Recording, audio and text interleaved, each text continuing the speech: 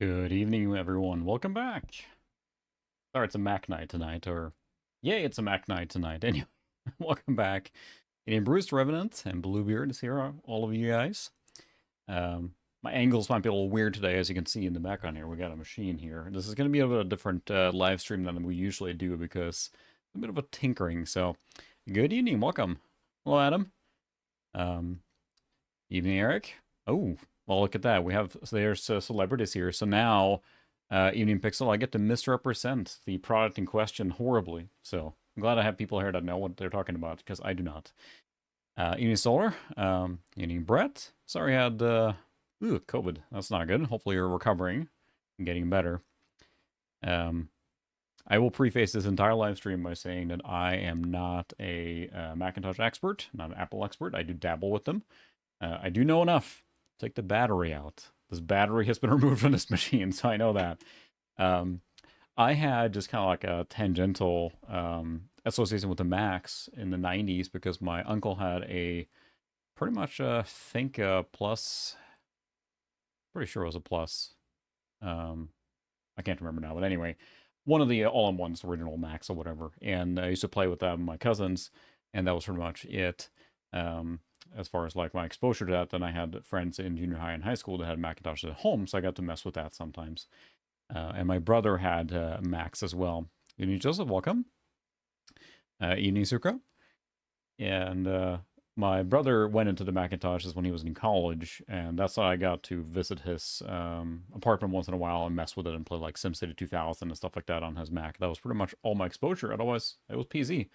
Everyone I knew went from Amiga to PC around my area where I grew up. So, um, no, Adam, don't. I don't think you have anything. Maybe one day you'll get into the collecting the Macs there as well.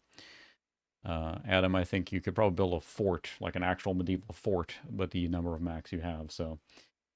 For me, it's always kind of like it doesn't. I won't say exotic, but it's just fun to mess with a platform you haven't.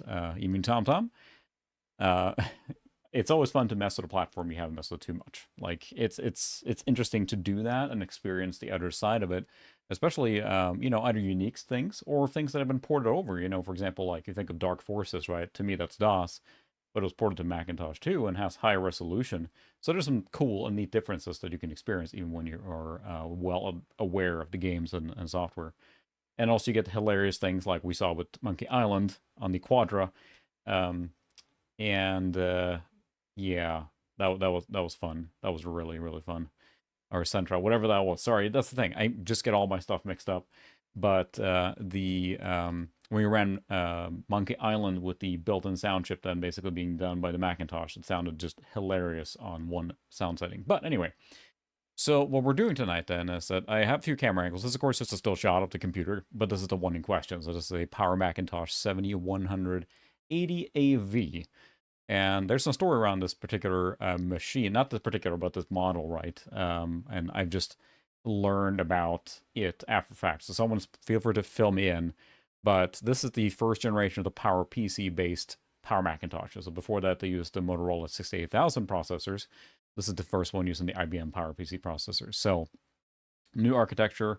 And I think that the 6100, the 7100, and the 8100 are the ones that was released at around the same time. This particular one is the 80 AV, so it's a refreshed version of the 7100 that was released in 95. So our machine here is a 80 megahertz PowerPC processor. And I think it equates to like a 46 as far as like a DOS and Windows performance, right? Again, someone correct me if I'm wrong there. We're looking at a mid-range 46 kind of as far as like what games and experiences you can have on this. Of course, all with the Apple flavor or the Macintosh flavor. Evening, Lone Wolf, welcome. Got quite a gang here. Everyone's interested in my tomfoolery with this Macintosh here. Of course, it's sitting right here, and I do have an overhead camera. I'll switch that in a second. The major thing with this one, as we'll see here in a second, is that the hard drive's from a shop, and that's to be expected. Hard drives are usually the first thing that goes. Again, I took the battery out. That's out of this machine. A lot of machines from this era, if they have a battery, this particular one says it was manufactured in Israel in 1995. So, these are pretty much a ticking time bomb. You don't really need them either. You're going to lose like time settings, I'm assuming. It's not really worth keeping in there for the risk, because if these explode, they leak their juicy goo all over the motherboard and can really ruin a computer. So we don't want that to happen at all.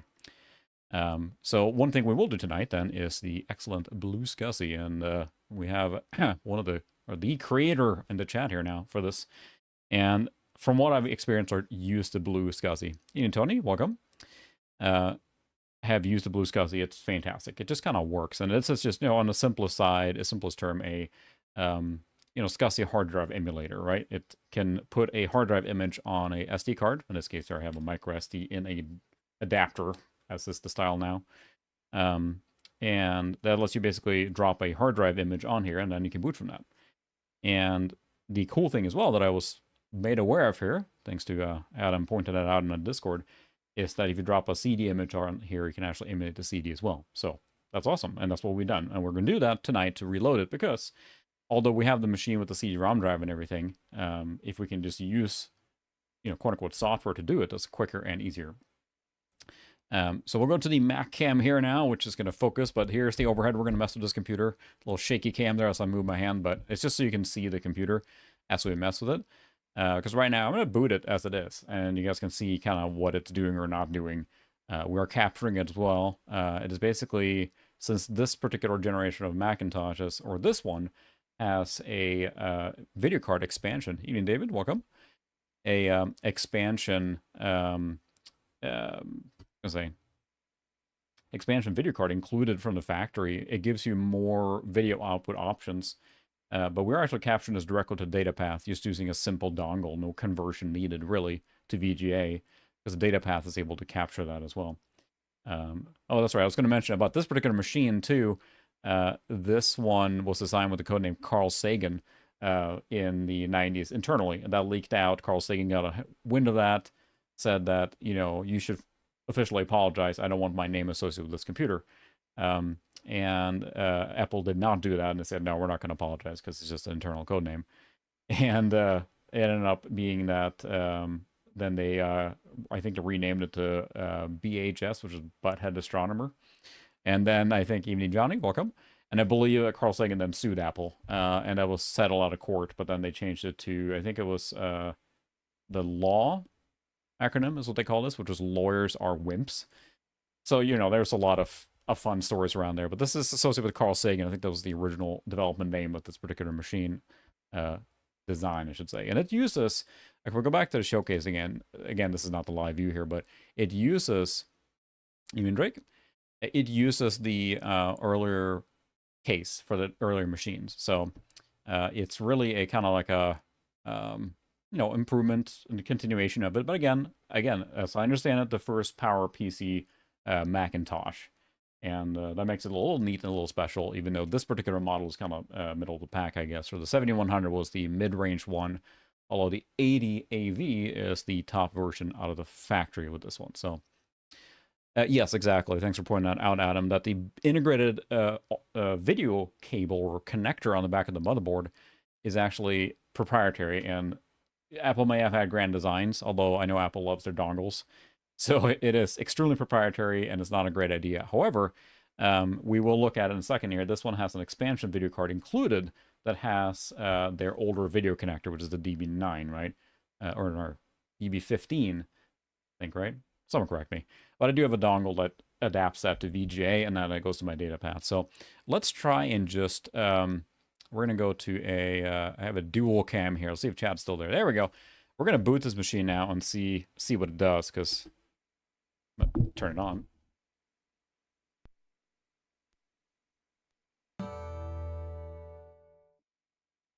We'll see if it comes alive here. Did I plug in the cable right? Yeah, there we go. Now we're getting a signal. Oh, look at that signal. So yeah, we do have a signal. Or I think I turn on the volume. Yeah.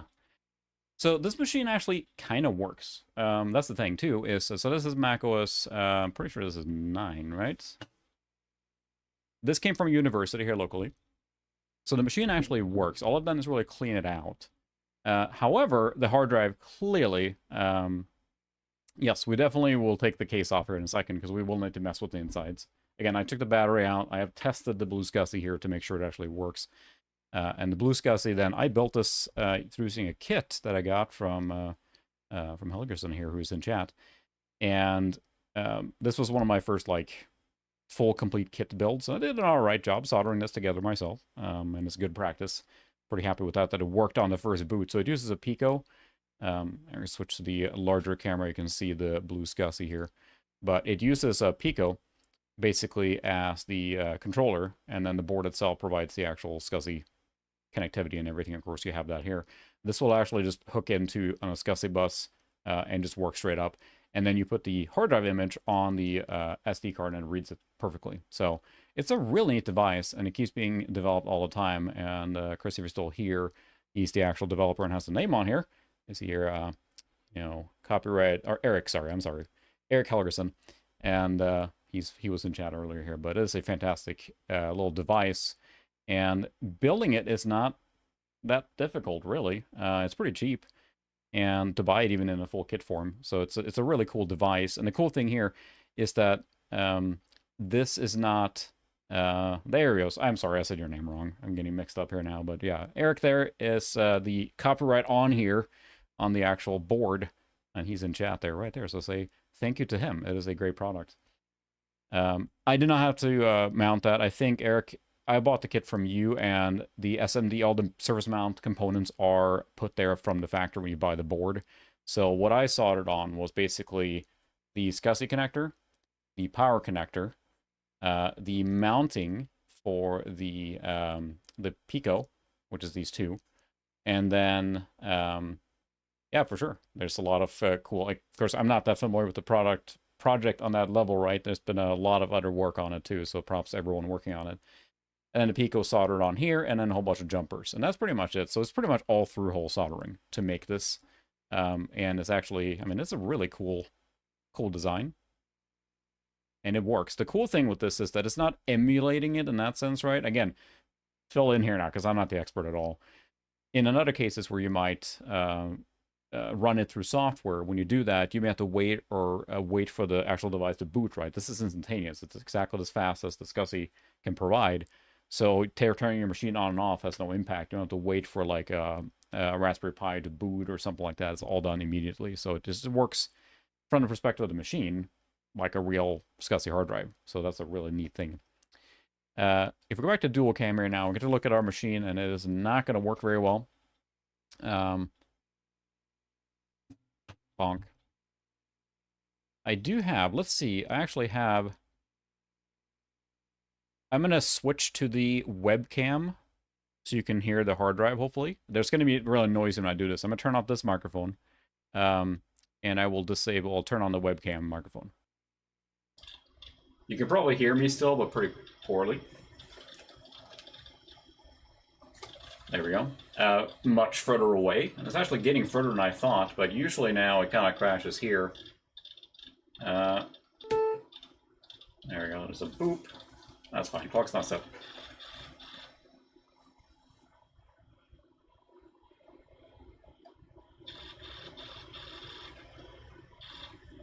Not sure if you can hear this, but the hard drive now is just going to go into a loop, basically, where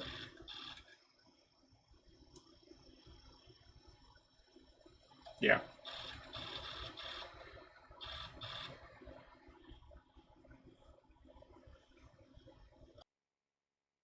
It's going to keep doing this. It's not grinding, fortunately, but as we can tell, like, fortunately, this machine is good otherwise. I want to get to a certain point, because I'm all curious here what the Mac people think that know about this. Because after you get to a certain point, the speaker just started making weird noises.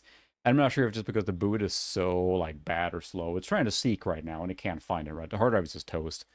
And that's where the BlueSCSI is such a wonderful device, because, I mean, again, oh, there goes the stream. Come on. Eeny banana. See if it comes back. There we go. Had a little blip there on the stream. It is not the same machine. That was the, I'm forgetting my name, I think that was the Sentra we ran, or Quadra. The other one was streamed, the pizza box machine.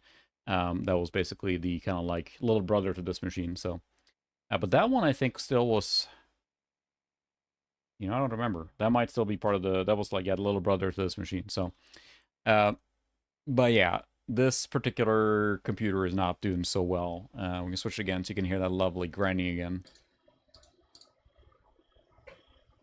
Yeah, again, the microphone's picking up from the webcam now, so you hear me much further away.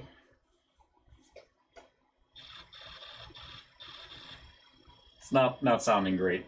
I'm curious to see if I can get that sound to appear again, though. Come on.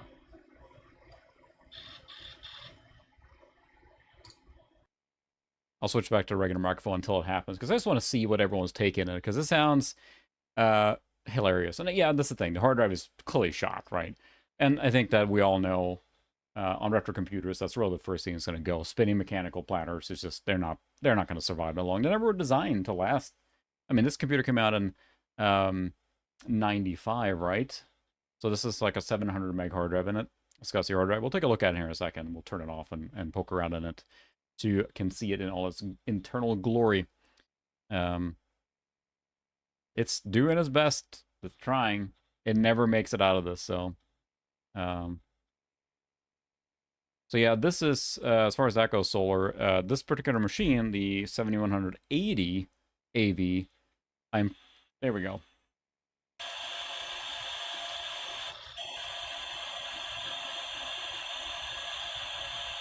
That's normal, right? It's the speaker, and I don't know why. So obviously it's dead. But the speaker it was doing that noise, and I don't know why. I'm not sure if it's just because the loading is so bad or so slow that it's just dying in the process. So we're gonna turn it off. All right. So yeah, the machine is clearly, you know, it's a goner from the hard drive perspective. But if you take the hard drive out, then it actually is successful. So we're gonna switch to overhead view here. We'll see how this all works out. Again, we're at the BlueSCSI. We're gonna put that aside. The only thing I have on here, on this particular BlueSCSI that we'll get to in a second, is a blank 3 gig hard drive. As I understand it, we're going to run Mac OS 8.6 based on recommendation, excuse me, as our OS tonight, because it's kind of like a sweet spot for that. This won't support up to OS 9, but we don't really need it. So,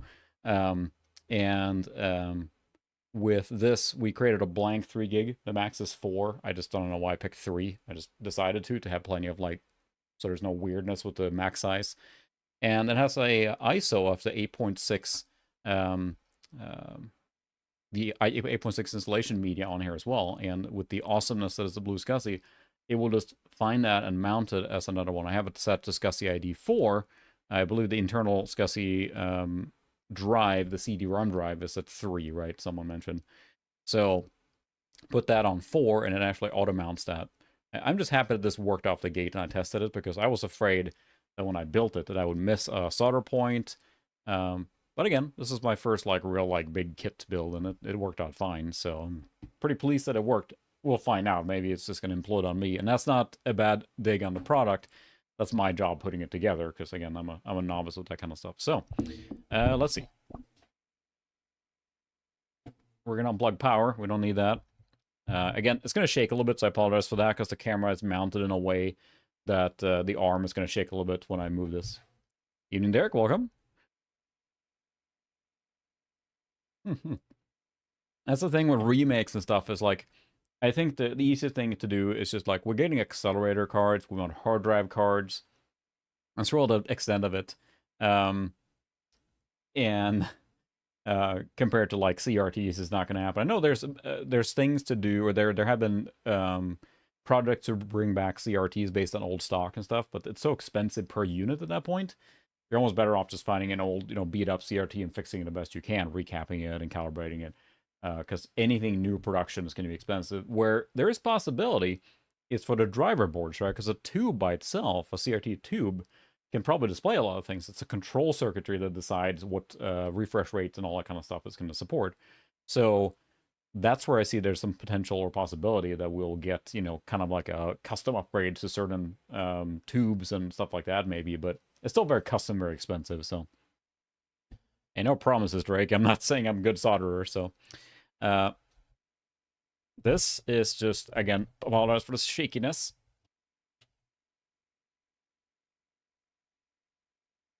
like a glove. What happened, Apple? What happened to your easy serviceability? Now, machines these days are very crammed and compact in what they're trying to fit. Uh, the fact that you can now do this quite easily like this and just kind of like, whatever. It's so much simpler now. Yep, we got a new bus down here, and here's where all the Apple people can chime in for sure, because I'm going to be misrepresenting this. But this is kind of like a bridge computer, right? In a sense, this is the first PowerPC platform. That means that it had a new processor architecture. Imagine that on Windows, they went away from x86 and went to something brand new, right? It's like they had to shift over. So I believe it runs 68K stuff basically in software emulation. Or does the PowerPC have built-in hardware emulation for the 68K? Talking about, of course, the Motorola 68000 processor. If you think of your Macintosh, your Macintosh 2, and those run the Motorola class of processors. And this is straight up this PowerPC from IBM then, which is a new generation, which is the whole point, is like to get away from the 68K architecture because it just wasn't keeping pace anymore at that point. Welcome, Bali. Welcome. Okay, so it does run the 68K stuff in software, which, I mean, to my knowledge, it works just fine. It's not like any bad thing or problem, but you also had that thing where a lot of the software was not written for the PowerPC natively at that point, right? They might run in 68K emulation mode, which meant that you may not have seen like a huge performance boost directly.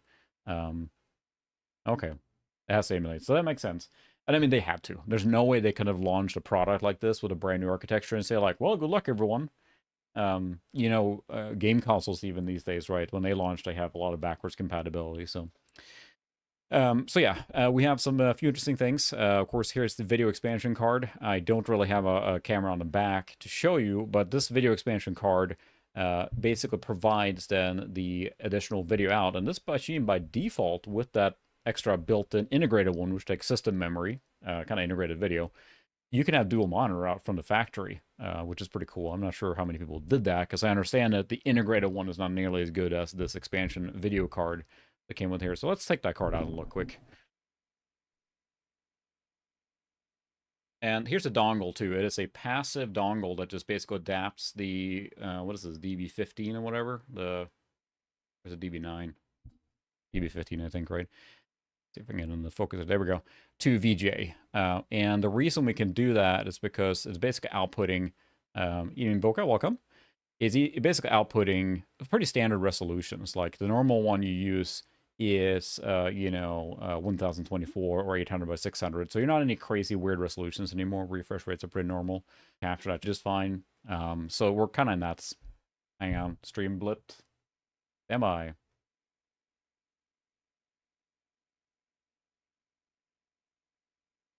Come back. Come back. There we go. Sorry, buffering. Come back. I'll have to open my ticket to my ISP at this point. This is getting really annoying.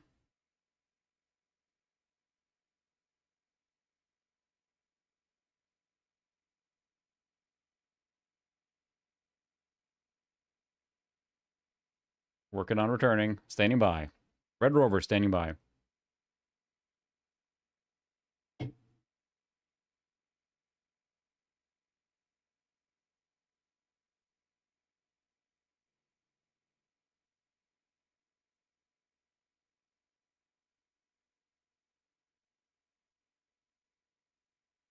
Let's see. Baby returning now, maybe?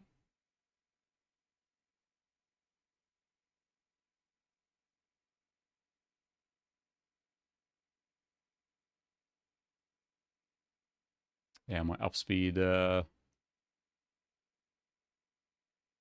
is just kind of tanking. So yeah, I have to open and take a look at my...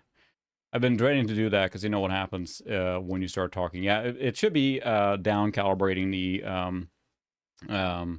stream, and it's doing it again. Waiting for it to stabilize before I keep talking here, but I think it's coming back now. There we go. It's basically my upspeed that just tanks a lot, and that's what's going on. So I know that I have set OBS so that it will basically dynamically reduce the bitrate to keep up, but it goes down to 0, and I don't want to, over talk or anything like that. So it should be back now, hopefully. Anyway, so back now. Yeah, that's true. I am streaming from this machine, so apologize for that. But anyway, it goes down to regular VGA on this adapter. Again, this is a passive adapter. I do have the active ones too with a whole bunch of dip switches on there. There's a whole bunch of different ones like this that have dip switches on them that basically emulate or try and pretend they're a certain display mode. But in this case, we can use a straight through like this that goes to the data path and I can capture that, and that's what you're going to see here. But let's take this card out. Yeah, this is basically a card that came with it, and I think this is probably a 2 meg version. It came in a 1 meg version and a 2 meg version, and that allowed you to basically have, so you see here, again, a little easier to use adapter than the freaking HD15 integrated one, and then also S-video in and out, because it's the AV model, and you can do that kind of stuff. We're not going to do that tonight, but you could if you wanted to. S-video stuff, right? Cool, yeah. But yeah, we have, as you can see, these are like, this is basically a feature connectors, not a PCI or anything like that. I think it's, again, someone correct me, this is a proprietary custom slot, whatever they call them. And it is basically designed to be a bypass. So if you put a processor upgrade card into this machine, it will bypass the CPU on the motherboard and use this slot instead. We have a couple of cache memory modules here. This is a level 2 cache here as well. And I think this is just a ROM cache or something. Again, I'm kind of winging it. PDS slot, there we go, thank you. And of course, these are the Nubus ones, which again is trying to like kind of show that it's kind of a bridge computer. So, but in our case here, we're not that interested in anything except the hard drive here, which is the original Apple 700 megabyte SCSI hard drive from 1994. We don't need that anymore, obviously. I'm not going to take the time tonight to uninstall it properly and everything, but we are going to unplug it, of course. It's going to cooperate. There we go. The cool thing then with the BlueSCSI, we're literally just pretty much need to plug this in and we're good to go. Because the prep is done by having, again, the firmware and the software on the Pico, and then the images on the SD card. And that's going to let us basically run and bypass this hard drive, because, I mean, it's shot. And we have like a little mounting bracket and stuff like that. Eventually, I'll take this all out and mount it correctly so it sits in there permanently. I know that there's a Pico W now that lets you, well, not, the Pico W has been around for a while, but it lets you transfer files, and they're working on that now wirelessly, so that you could button this up and then use that wireless to transfer things. We are going to go a little different route tonight if we can make it work, because we have a dongle here, a BNC connected dongle that we're going to try and network this machine with after we're done, if we can make it work. I have a hub down here, a 16-port hub with a BNC connector on it. So we're going to give that a shot and see. And it also has a normal Ethernet connection to my other retro switch back here. If they can communicate correctly, we should, in theory, be able to bridge that connection all the way to my retro NAS and copy files over that way. We'll see if that happens or not. Push comes to shove, we'll figure something else out. I have a standby machine here as well, a G4, as a bridge computer if we need it. But I figured it can be a kind of a tinkering evening tonight. So we'll see what we figure out. So, yeah, that's the thing. They do love their dongles. I do realize as well that when you said it too, I am doing kind of like this overhead projector display thing or whatever. All right, so we're going to plug in that card again. Right, not eat the microphone.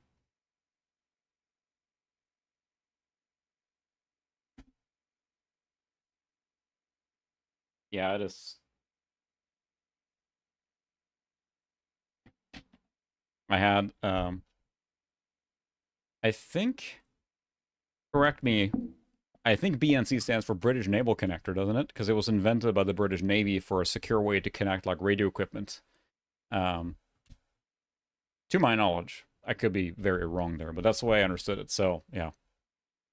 It was very satisfying. I was always too cheap when I was a kid, or when I first started messing with networking, and we had a hub playing network games.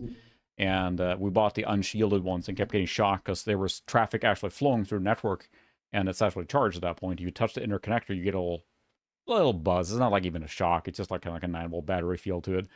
And we kept like, ouch, ouch, kind of moving the connector. When we basically took the terminator off, for those that are not familiar with this sort of networking, you have to terminate the connection.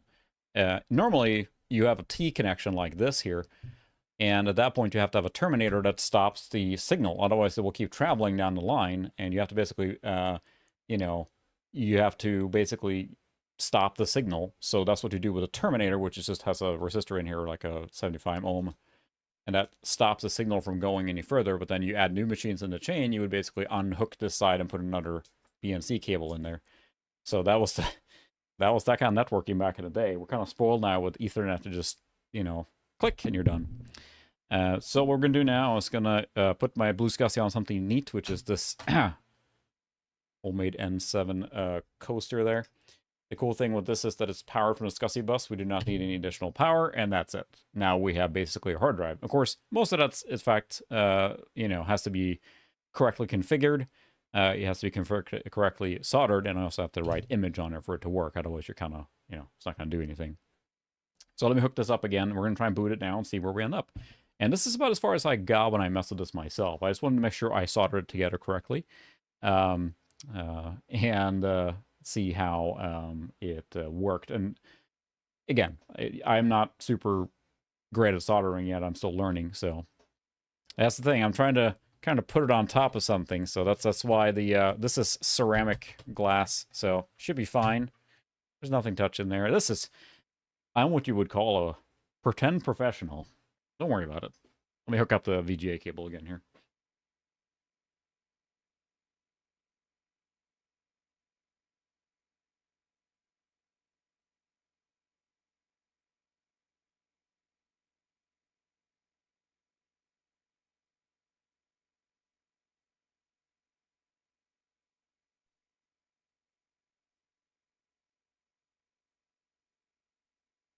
There we go. Okay, so probably needs power too. I'm no expert, but power may be needed.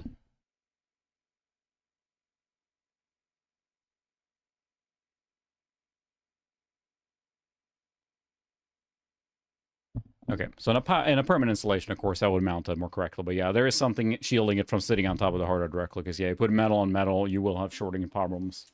Kind of like, that's going to happen. So let's go to dual cam here now, and we're going to boot it up. So you see the lights here on the BlueSCSI. Whoa, that's loud.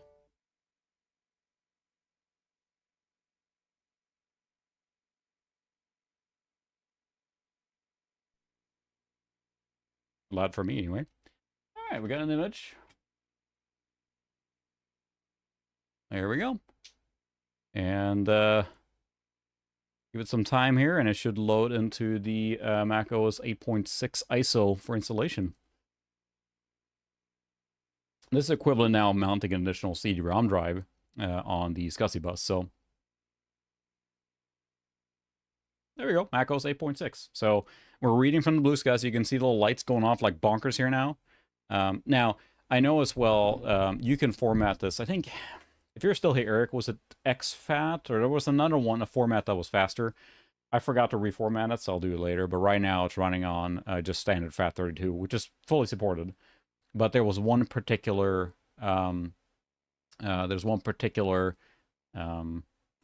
on the SD card that increased performance, I believe. So, but I mean, here we go. We're booting from the CD. We do not have a hard drive attached anymore at all, of course. So time is incorrect. That's fine. So now it immediately detected my hard drive here, which is not initialized. We have to initialize. Yeah, I figured for this purpose, it's not going to matter at all, right? I mean, there's no performance difference to eke out here now, so. Oops. Ooh. What's going on here?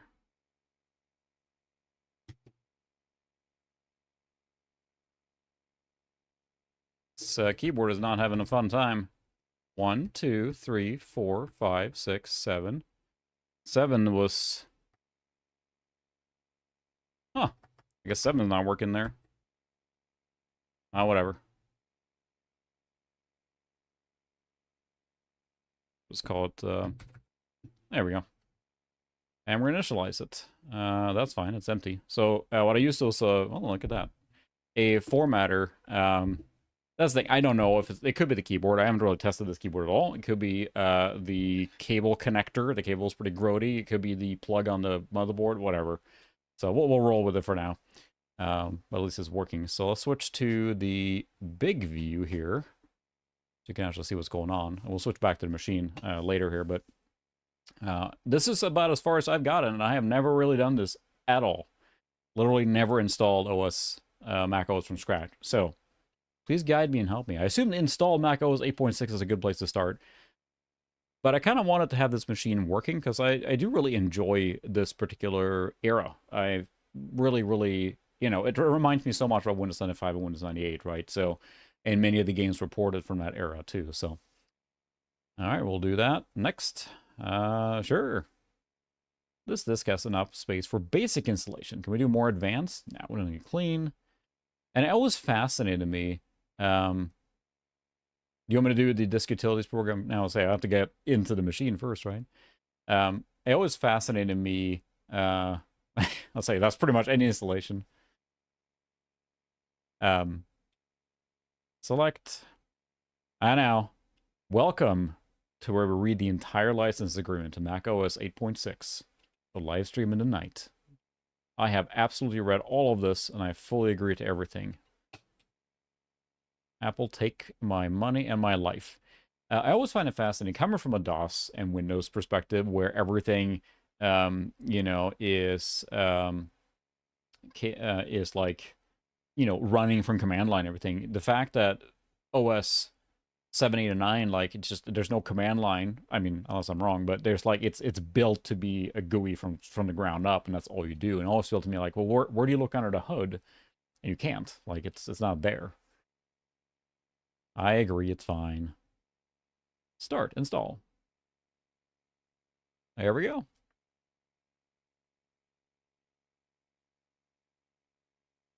And it should be pretty quick because we're writing from the same device here now.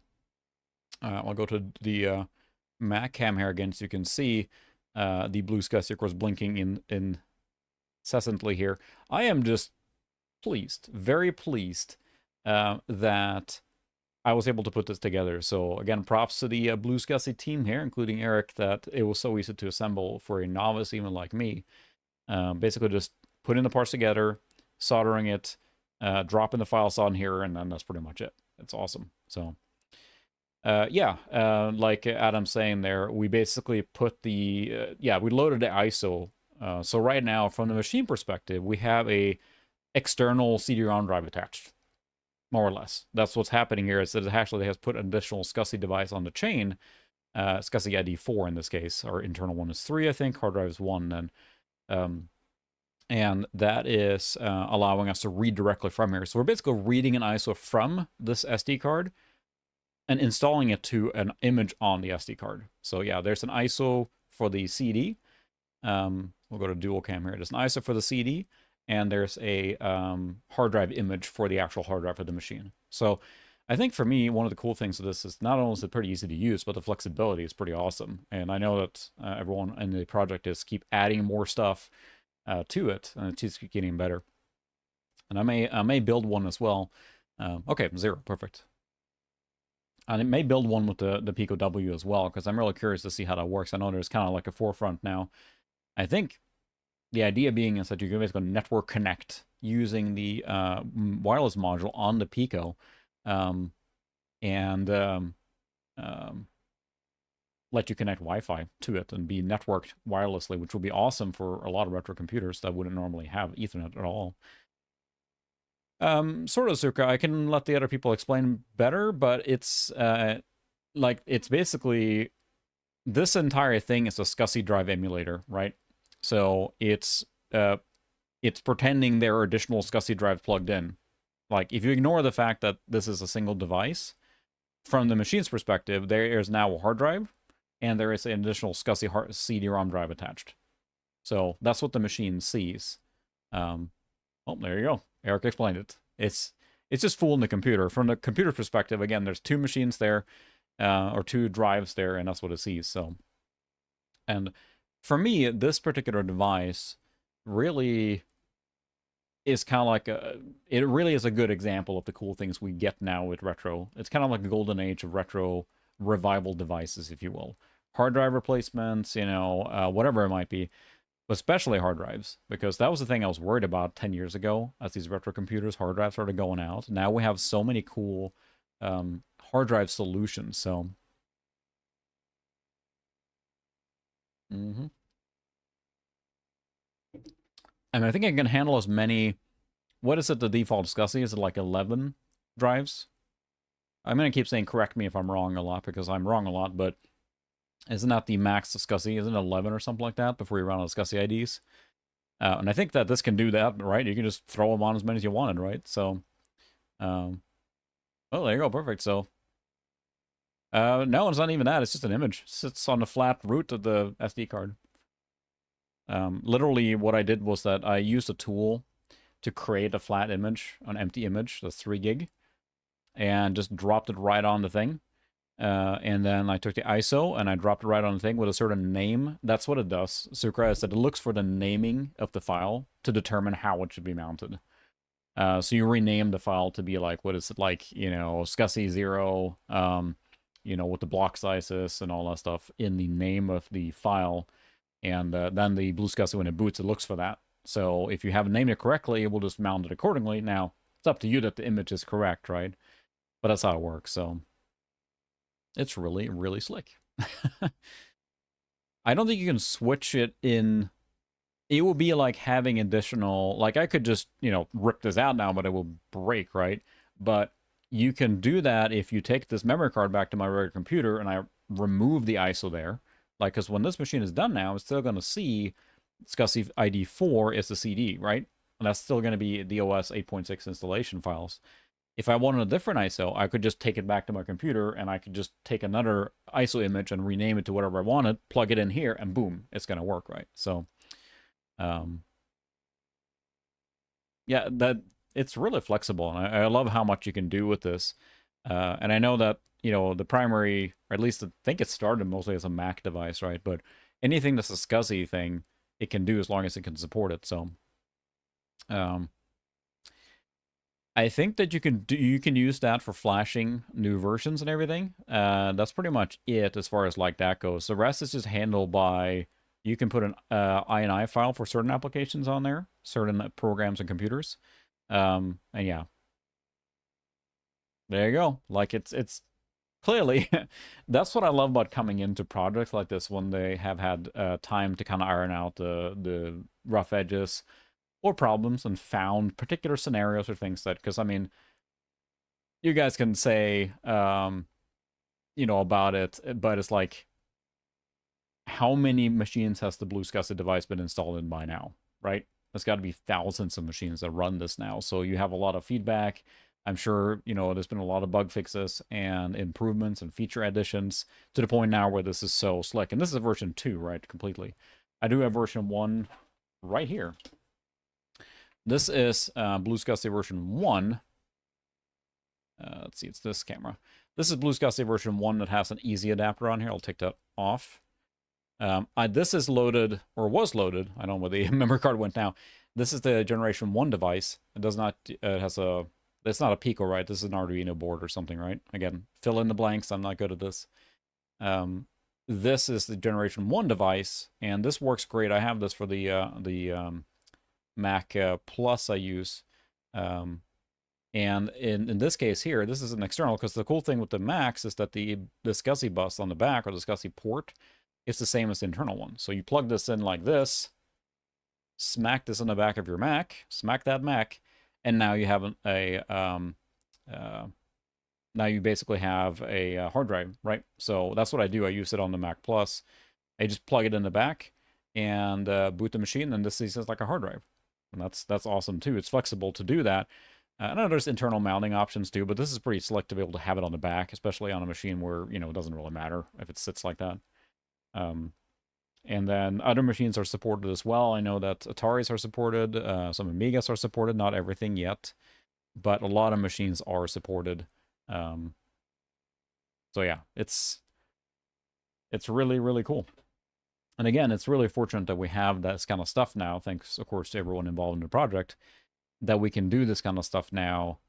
Or sorry, smarter people than me can do this very easily. Yep, exactly that too. So you can do, there's kind of like, I figured once you get to this point in a project, then you can, like the basic functionality is there, right? I want to replace a hard drive. Okay, great. But now there's a lot of cool stuff happening and more things being added, like the Wi-Fi stuff. It keeps getting developed and everything, so.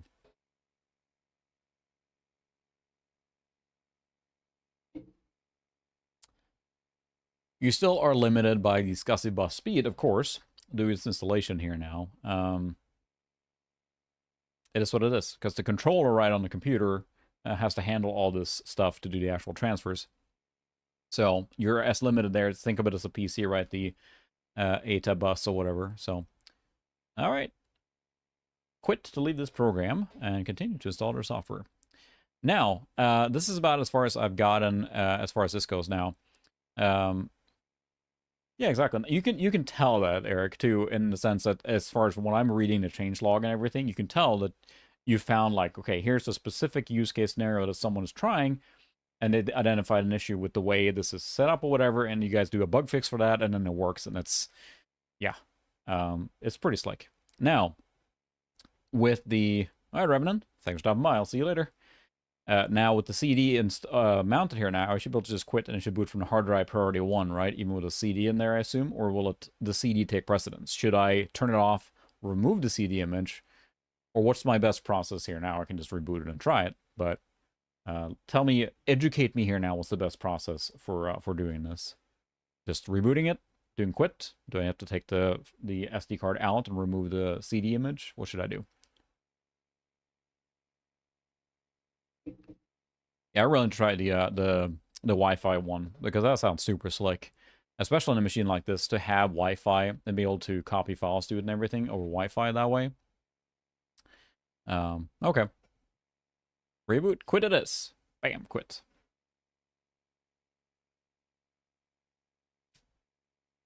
Special. Restart. Boom. There's that dong.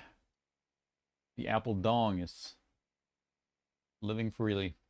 Let's see. I have some shakiness going on. Face. There we go.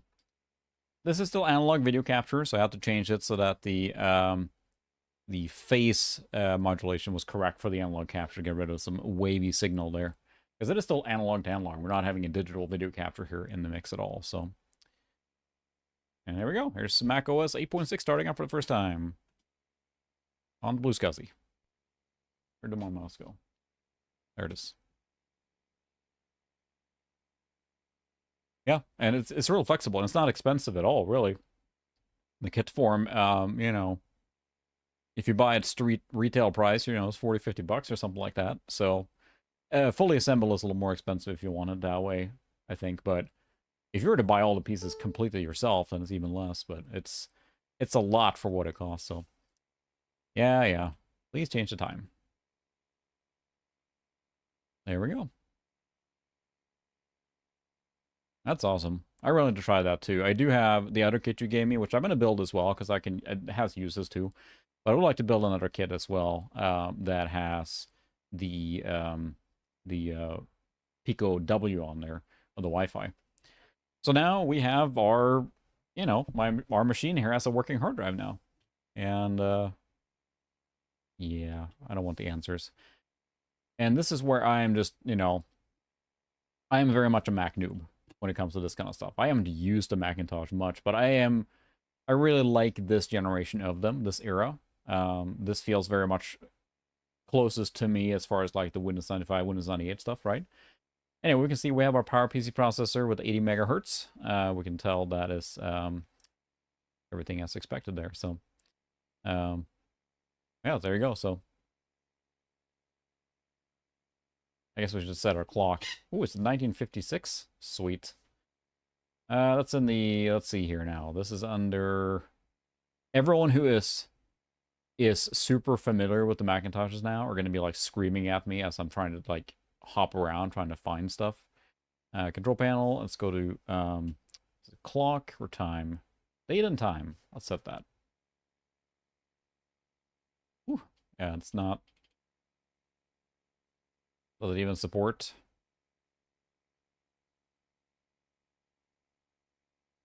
Does it go to 23? I guess we'll find out. Not 4-digit compliant. What is today? 24th. They're not super far off. Let's see. Time zone. We'll go with Chicago. So I'm in Central Time Zone. There we go. And this 9:35. Not too particular, but then of course, does this just apply now? I just close that out and okay, it does. See, it's getting used to it is still difficult for me because it's not instinctual where things are. You know, you hop into Windows 95 or 98, it's very instinctual where things are for me, but not so much on the Macintosh. It takes a while for me to find stuff, so I'll do it later. It's going to lose all of it anyway as soon as we reboot, right? Because the clock memory and the battery has been taken out. So I assume as soon as this is hard powered off, it's going to disappear. So yeah, we can see here now that we have SCSI bus here, ID 1. I think I named, yeah, I'm pretty sure Adam, I named this particular one with the ID 1 in the thing. But then the 3 is our integrated CD-ROM drive. And then 4 is then our virtual one. That is the installation media that's still in there. But you can see here, 2.92 gig, BlueSCSI Pico is the product ID. Neat to touch there. It just kind of works. I am Antarctica. I'm just waving to the penguins. Yeah, the Mister, I'm pretty sure the fastest it has is the Mac Plus. That's probably as far as it can go. I don't think it's going to be able to do PowerPC stuff. I mean, there's just not enough space on it to do that, right? Yeah, here it is now, a working Mac OS 8.6 installation on a Power PC or Power Macintosh 7100, and that's functional. And of course, it's a default installation, so there's not much going on here. I think that networking is installed by default, right? So I am a little curious if we can do this. Again, I am not super familiar with this, so this might be a bit of like a trial and error here as we mess with this. But we're going to give it a shot anyway. So we have remote access status display. This is the quick menu bar here. But I always like the aesthetic of the 8 era, or the 7, 8, and 9 in general. It looks very, I don't know, looks slick. Compared to then, for me, Windows from this era was always pretty blocky and chunky, if you will. But, of course, they had the benefit of having a set known configuration, right? You had the one Mac here, and you knew the configuration. They had, you know, they knew the video and audio and all that was supported out of the box, versus on Windows, right? It's just going to be a little bit messy, so. Let's see. Yes, so can I do a live hookup of this adapter? I kind of feel I should turn it off before I plug this in, but, right? What can you do? Is this hot plug? This AAUI? And for those that are not familiar with it, this is a proprietary connector dongle. Everyone act shocked that Apple generated, so. There you go. Yeah, this is going to be AAUI. Live hookup. All right, let's break it on stream here. But yeah, I have a 16-port hub on the floor here that is then connected via Ethernet to my retro network. So we'll see if it works that simple, that I can see the network share, and we get an IP in that range. Because this is to DHCP, it should get an address if this works as intended. So let's find out. First off, I'm gonna plug. Oh, actually, let me.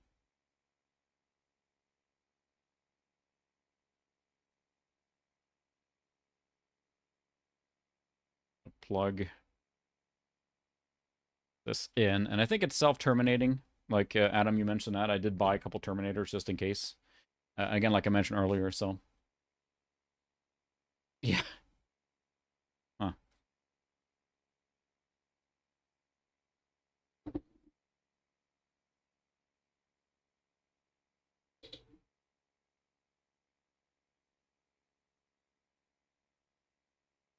Okay, so that's the AAUI hooked up.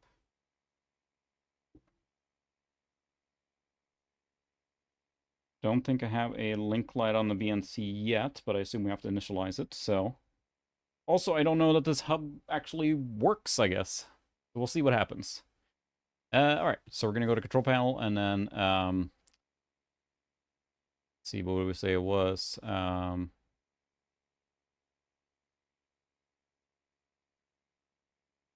TCP IP. Whoop. Yes, I want to make it active. There we go, DHCP server. Yep, Ethernet, okay. DHCP server is correct. And I have to decide which is the client ID, and that's going to be the... is that the IP for the router slash DHCP server, or is that just something else? Just close it and it should be good. Should initialize.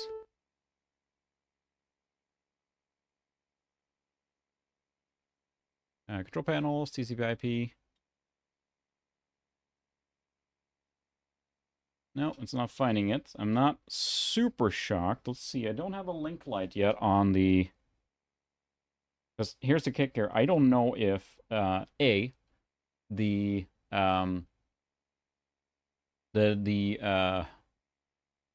AAUI device works. I don't know if the hub works. I'm not getting... I'm going to try and not use the T connector here. I have a T connected with a terminator. I'm going to plug it directly in. There we go. Now I have a link light. So T connector and terminator was not doing so hot there. I have a link light now. Let's try that again. Do we get an IP? Not yet. I do have a link light, so maybe we'll just give it time here. Oh, let's see. It is link. It actually has a light on there that says partition, so I could probably just reboot it too, right? I'll restart it. I'm a Windows guy.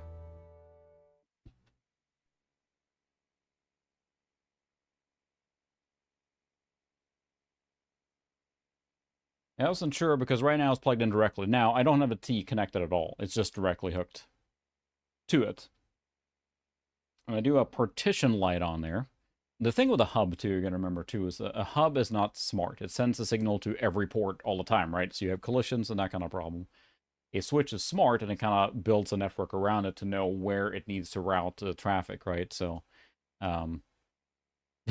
sorry, Tony. Anyone who's messed with this, like, we're so spoiled now because on a real network now, you just plug things in, right? And we also have the risk that the hub is not liking talking to the more modern switch I have on my retro network. So there's that risk too. Although I do have a link light on that one. Link activity from the Ethernet to my other switch. There's a link light on that. So that's a good sign. However, the BNC has the partition light on, but not the link light, I think. We'll see. Again, this is kind of uncharted territory for me, too, because I haven't messed with this in so long. And the only reason we're doing it is because I happen to have the AAUI BNC adapter. Yeah,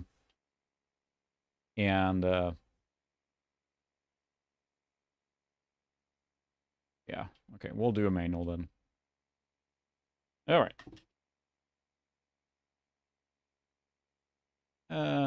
Let's do 100.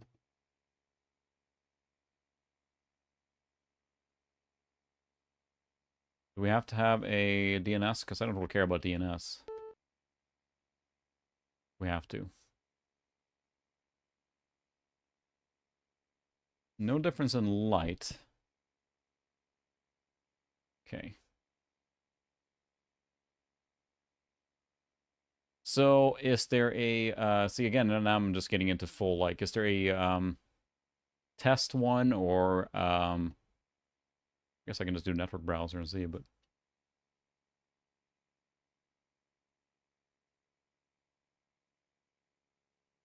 Not Apple Share Server.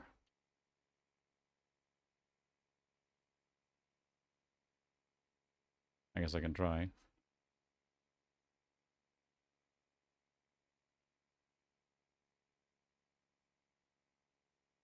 You can time out, yeah. I don't think we have a connection yet. Again, I think it's the bridging there. Because I'm not sure I have an actual network connection. I'm gonna try and plug in the Terminator thing again here.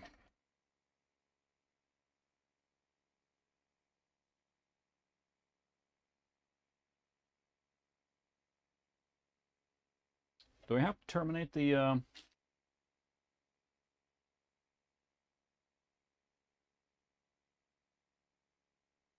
don't think so.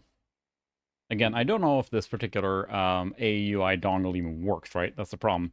I'm not getting a link light when this is hooked up right now.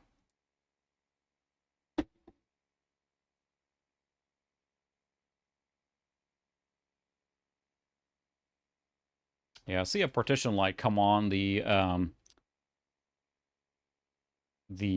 hub, but then it goes away with that hooked up.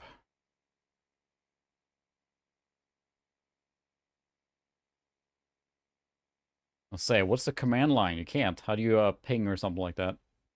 So I've tried that too. I certainly can. I am terminating that now too. I have termination on both sides here now.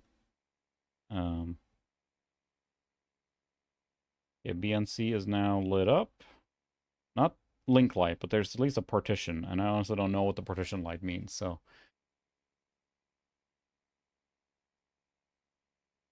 I say, how would I? Is there a ping or something like that in OS 8.6 that I can use? I thought that the network browser would do that. The idea with the the idea with this particular one is basically a say it is a self-terminating design is the idea. Okay. Do we have Internet Explorer on here? I guess I can just go to Internet. Browse the Internet. Yes, sure it is. IE 4.5 Macintosh edition.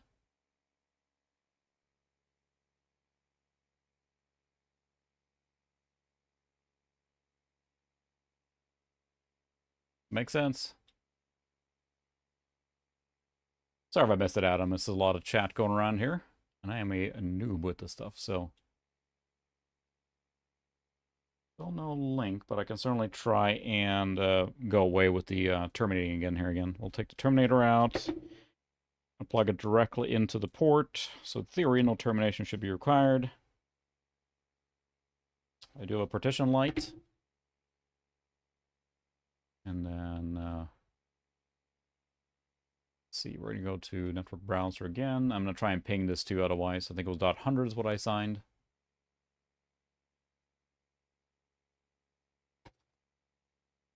Oops.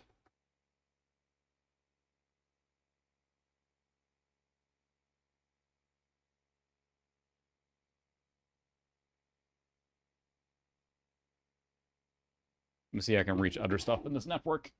If I had an Ethernet connection on this one, it wouldn't be a problem. And I'm just kind of trying to see if we can make this work. And eventually we'll just call it good, but I just wanted to see if we could.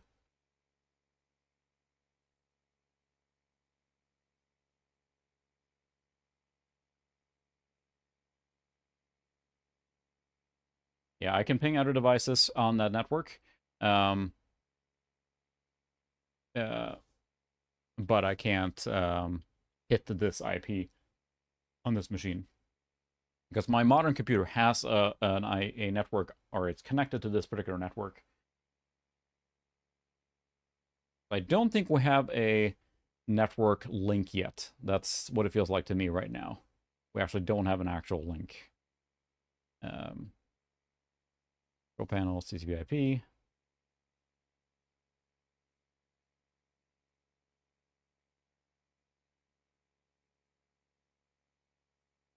Let me double check too. There's no uplink port or anything on this one.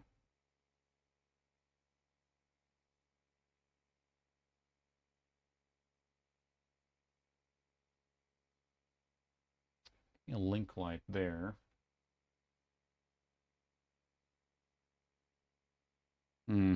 Yeah, we'll get to Marathon if we can get this to work, but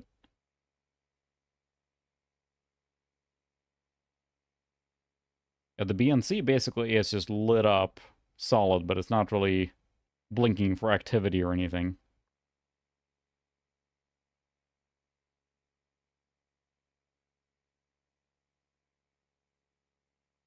That is true. You're not incorrect there because the hub may not be auto-switching. You're correct. I'm not sure if this is a... I can go find one in that case. Actually, I have one right here, I think.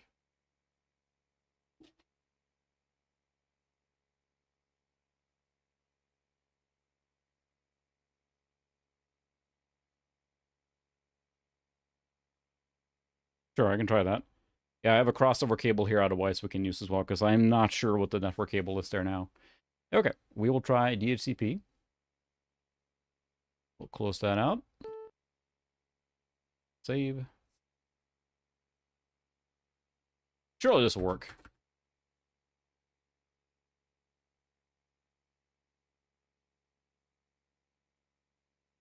Seeing no activity or link light there. Otherwise, I will try a crossover here as well. Although the switch, the other switch is also has a and to be clear, there's no actual internet connectivity here, so I will say that there's no actual connectivity technically. So, but I might as well try the crossover cable. There's no harm in it. So the switch should automatically, at least on the other side, be able to negotiate. It's possible the hub can talk to this pretty modern switch too, so that is a possibility. Although we do have a link light, so.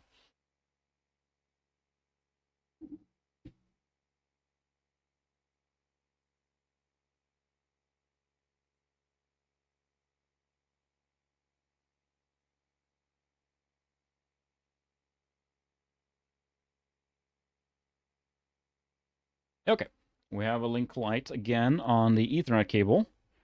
The BNC is, here's my hub. You name me Mad Max. Yeah, that's the thing. I don't know how this dongle is. It could very well be that this dongle is a problem, right? I don't know for sure. I got it in the same lot as these other Macs. So if it is, then, you know, we're kind of SOL, right? It's very possible.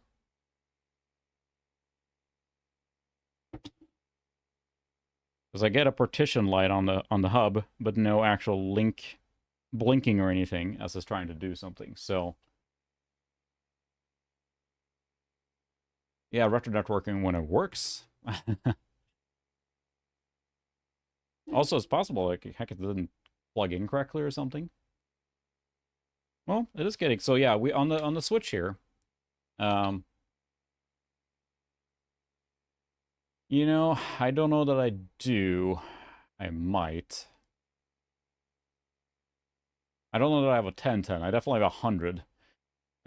The hub is, this is going to be a, I think this is a 10100, but let's see. It's an IBM. Not sure when it was made.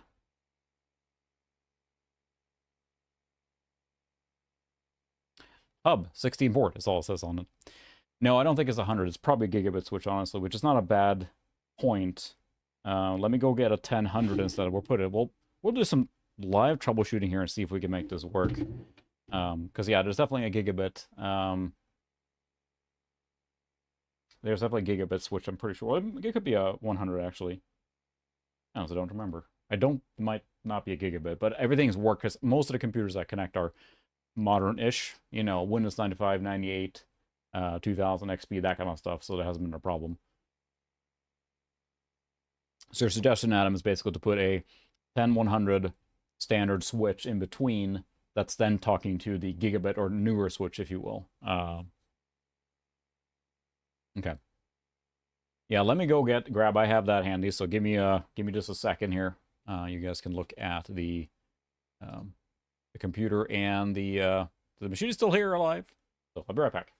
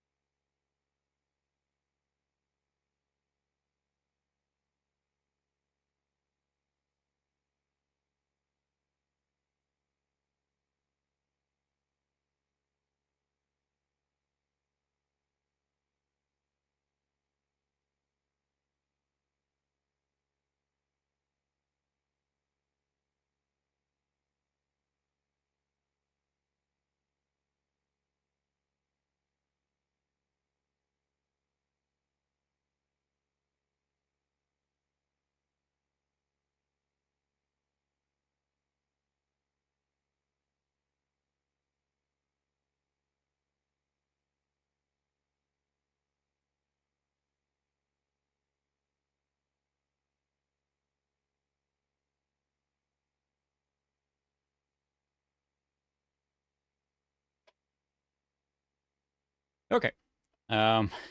This is about as classic as of a 10-100 um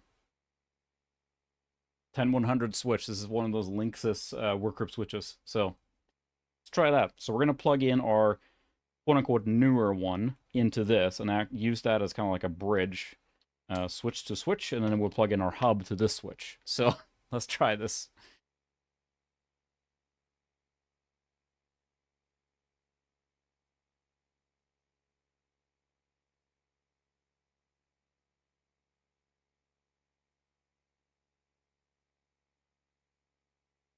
All right, we have link light between, so we have the switch and then um, the other one, and we have link light and activity.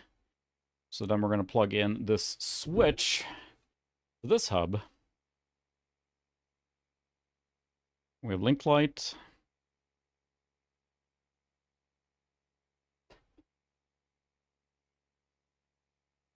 So it's a 10 megabit switch because the switch in between now is not negotiating 100. It is a 10. So this is a 10 megabit hub, and I see activity going on there for sure. So I know that these two are communicating now. I see communication to the newer switch. Oh my goodness. Anyway. So, let's go back to the machine. And I knew this was going to happen. That's kind of what I wanted from this particular stream and just mess with it. I'm learning, so I appreciate everyone with their input. So, um, I have a stack of these. I think I have 3 or 4 of them. I just picked them up over time. And actually, when I picked up a few backs a while back, and the gentleman I bought them from, he was like, "Hey, do you want a few like network things?" I'm like, "Sure." So I like just grabbed a few without, you know, just ended up having them. So okay, so we do not have termination there now. We do have a partition light on. I am worried that this AAUI adapter is just shot basically. So um, let's set the IP again in the control panel. TCP/IP. Do it manually again, because again, I don't even know what IP it is, what it would pull. So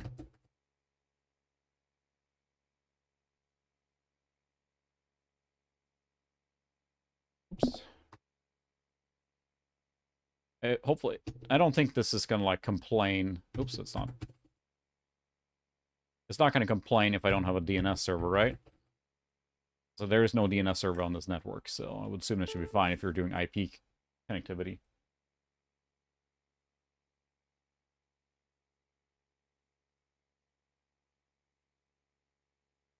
Because honestly, the next step might be to, the mouse is making squeaky noises, is to power it off, replug in the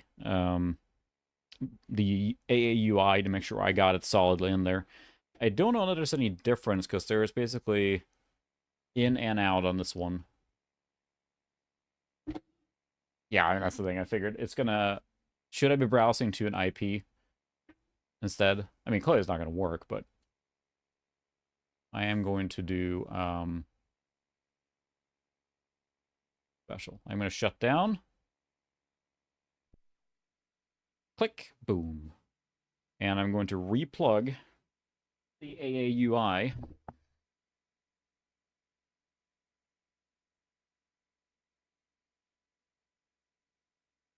If it will let me.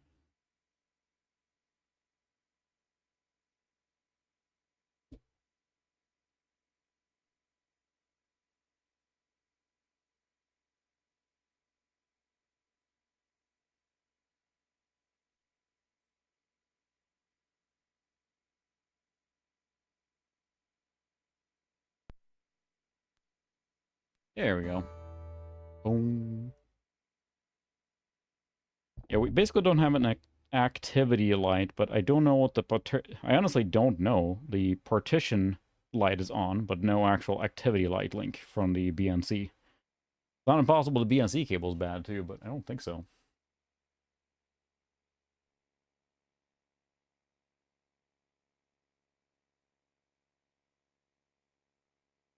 Because our little mini network here is definitely linked now.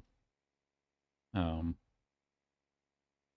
We have link and activity, but then the BNC side is not happening anything. So, oh, it booted the CD, huh? Not what I expected. Do I need to remove that ISO there now? I guess I'll turn it off completely, right? So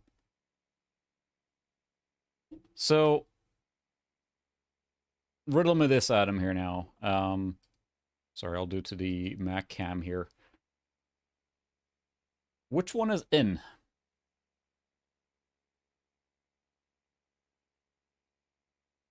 Which one is in here?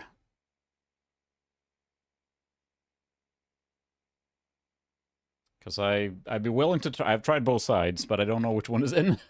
Because they're both pointing out.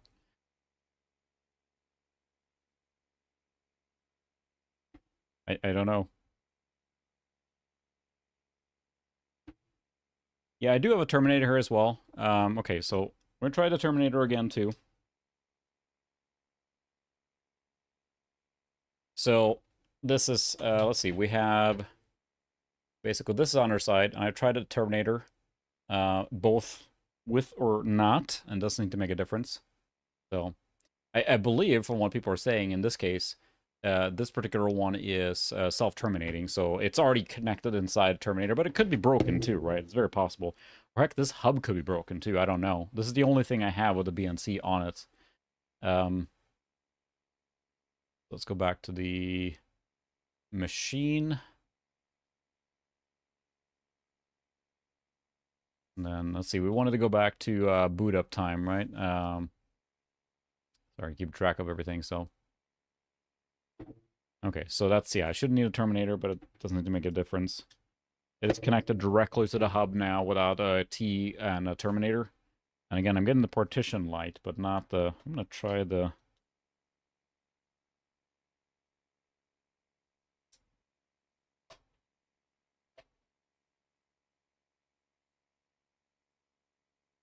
With the T and the Terminator, the link light goes away and the partition light goes away, so I'm not sure.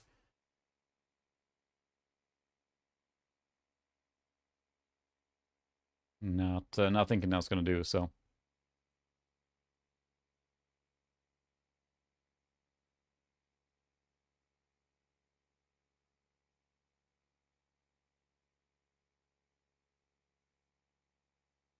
Oh, I see BNC link light.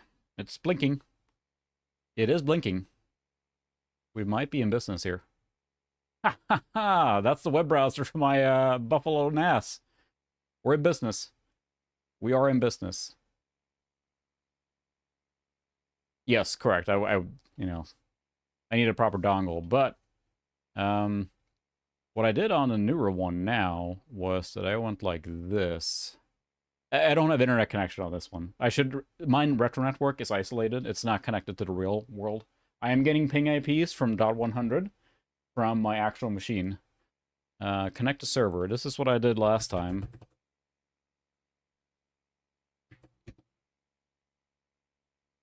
This is my NAS. And there it is. Hey. So, a multitude of fixes here. One thing was that I needed to have the bridge device, probably, like you suggested, madam. And then also, what I'm doing is that I am doing a termination on this side here. This did not like the direct connection. So I am using a T connection here on this BNC here with a terminator. It didn't... Whoa! Well, that's neat. Have some yellow, why don't you? Cool. Anyway, this is terminated then, as expected, and I think it needed that for the hub to detect it. So we have a little bit of everything going on, and apparently now the video card instead is starting to crap out. So that's a neat development. It's very possible, yeah. I think what's happening is that the KVM cable is a little stretched, yeah. So you're right. Anyway, team effort. I appreciate everyone's patience and help there. Now, this is what I want to do. And of course, I'm going to buy a real Ethernet AUI dongle for this one. But for the purpose of tonight, I can now copy files over. Let's see how fast this is here with Yeah, look at this. I even created a... Look at that.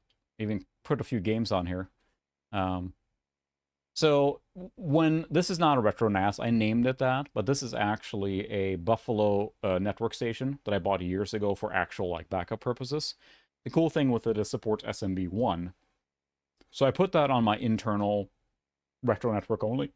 Excuse me, retro network only, and that way I can just use that as kind of a file share locally, and I don't have to worry about like updates or I completely forgot to change my logo there for the my spec logo is not correct. We'll just remove that because it's not even remotely correct. I never built a new one. But let's see. We have there's one thing we have to do first. It always has to come first. Where did I put that? Sorry, I have so many things here. I still confused on like the fact that it drops things randomly. So, let's see. Where am I looking? I'm looking in the Quadra one. Here we go. We gotta play. Can I? This is our IMG file, so I'm not sure I can mount that. Can I? So let's go 5 seconds a copy. 10 megabit there. Yeah, I don't think I can mount that. Application disk copy cannot be found. I gotta get disk copy. I always thought that the we can do marathon too. Got a new folder in here, right? For games. New folder. Games. See, it's very difficult for me as a Windows guy to... I think I have this copy on here too somewhere. It's very difficult for me as a Windows guy to think of the fact that you're not, like... It's not installing, you're dragging freaking files around. I mean, again, correct me. But for Mac, as long as you have the folder with stuff, to me, it's registry and program files, and it puts junk everywhere. And the fact that you have a folder with everything, it's just really, really weird to me. So, anyway, we're going to copy Marathon first. So we need that, of course. Let's see how long it takes to copy here. We have an entirety of Marathon. It's only 13 meg, so...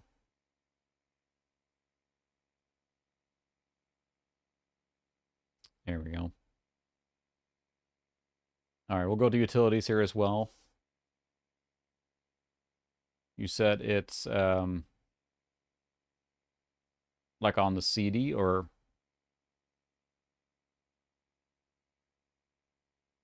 So I'm trying to keep up with everything going on now. But we're talking about we need disk image or disk copy. Is that on the machine already? Ooh, that mouse does not sound good. Disk copy. Drive setup, disk first aid. I do not have that. Am I missing something?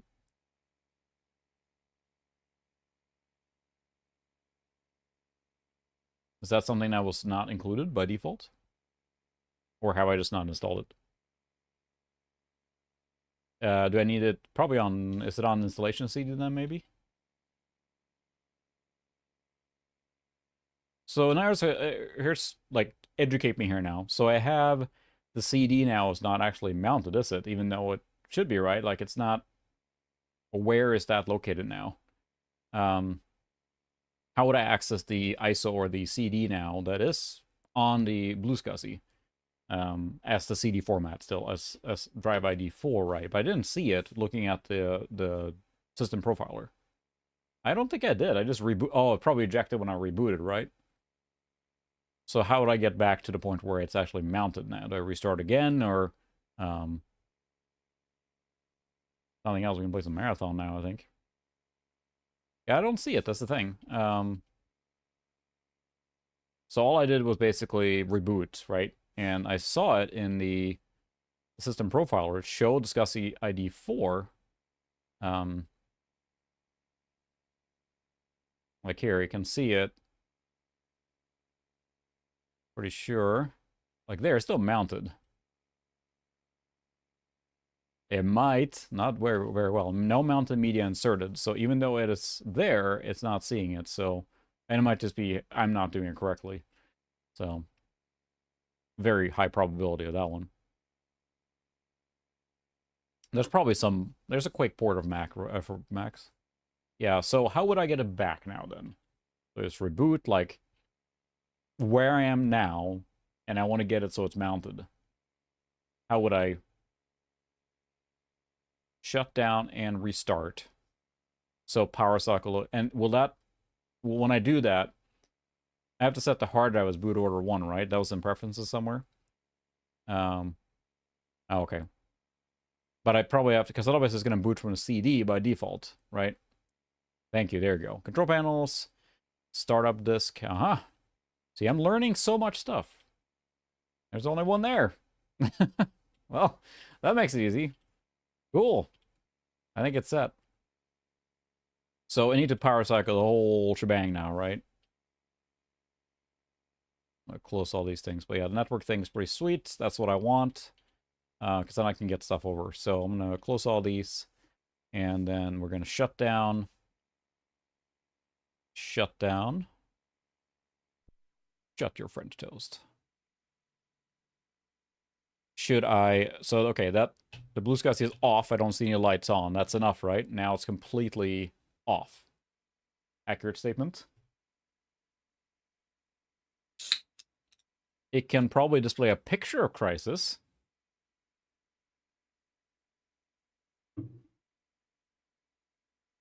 That's what I wonder now. When it boots now, is it going to automatically try and pick the CD? Sorry, the camera's gotten all wonky here.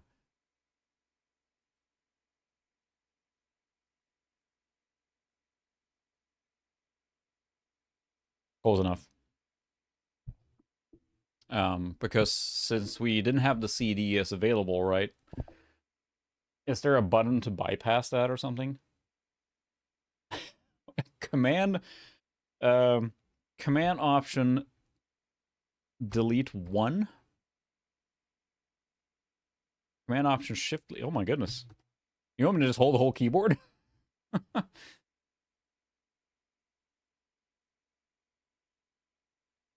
Command option shift delete 1. And that should go to SCSI ID 1 then, right?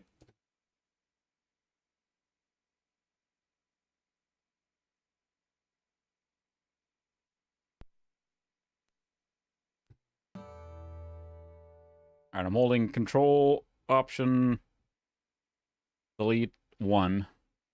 Every button available here now. We'll see if that did it. Maybe? I don't think this is the CD1, right? Command option. I guess I'm not sure. Yeah, I did. And not control. Command option. I think I held option, command, shift, delete, and 1. So that probably got it there, maybe? We'll find out. Sweet. Well, I appreciate I have a cheerleading squad here that helps me with this, because it's funny, because I really enjoy tinkering with platforms I'm not that familiar with, because it's always something fun to learn and something new. But then also you go in blind and kind of I'm trying to figure things out, and where things are and how to use things and whatever. So I'm not pinging the IP right now, so I'm assuming the TCP/IP stack has not been initialized yet on this machine. So there it is. So now I should be able to go in and set the boot order right, and I still have it there. So that was control panel, startup disk. Yeah, it's set to here. Okay. So now on here, there should be utilities. This copy. Is that the one I want? Right?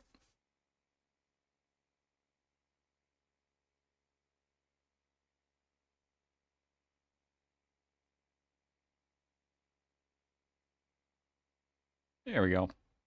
Yeah, this thing, I love learning this kind of stuff, because I mean, I really, really enjoy. Oh, that's true. It's probably from the battery. I really enjoy this platform in general. I know many people have probably a fondness for the even older Macs, or the newer ones too, but I really enjoy this era. So there we go. So now, I just do this.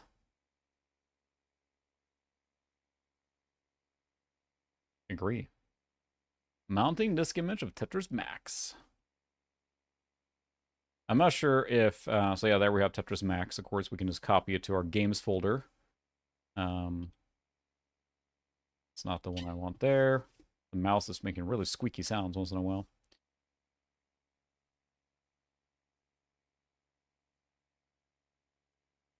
So I just want to copy this. I have to copy the whole thing, right? Like this. Okay. Uh, yes, there is. I use that on the G4 a lot. I had to find another one that worked pretty well to mount ISOs and stuff, but there we go. So I'm not sure if anyone remembers this, or for the people that were joining. That's fine. I like full reception. Um, the let's say the composer for this music actually joined our stream last time I streamed with the Mac, and that was really neat because I love this music. It is fantastic. Oh, it works. It's very loud too. I don't know the controls. Okay, where's the...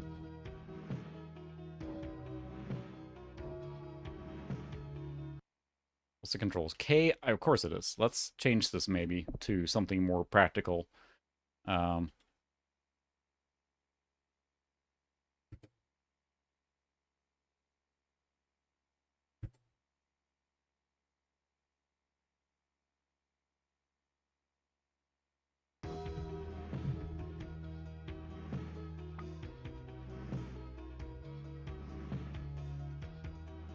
oh, I like my icons.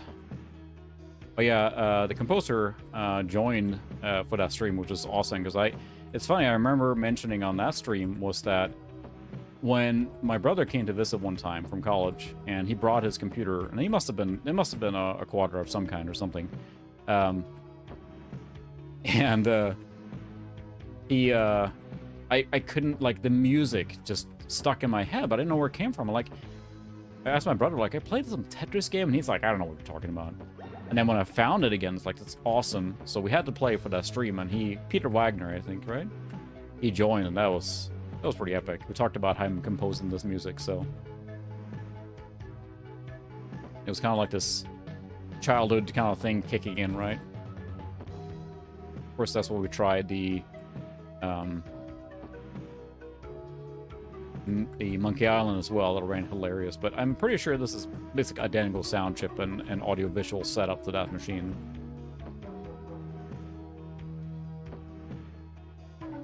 Alright, now we're just playing Tetris here, sorry, Tetris Max. He actually did a remix of this track, which is awesome. Alright, anyway. So that works.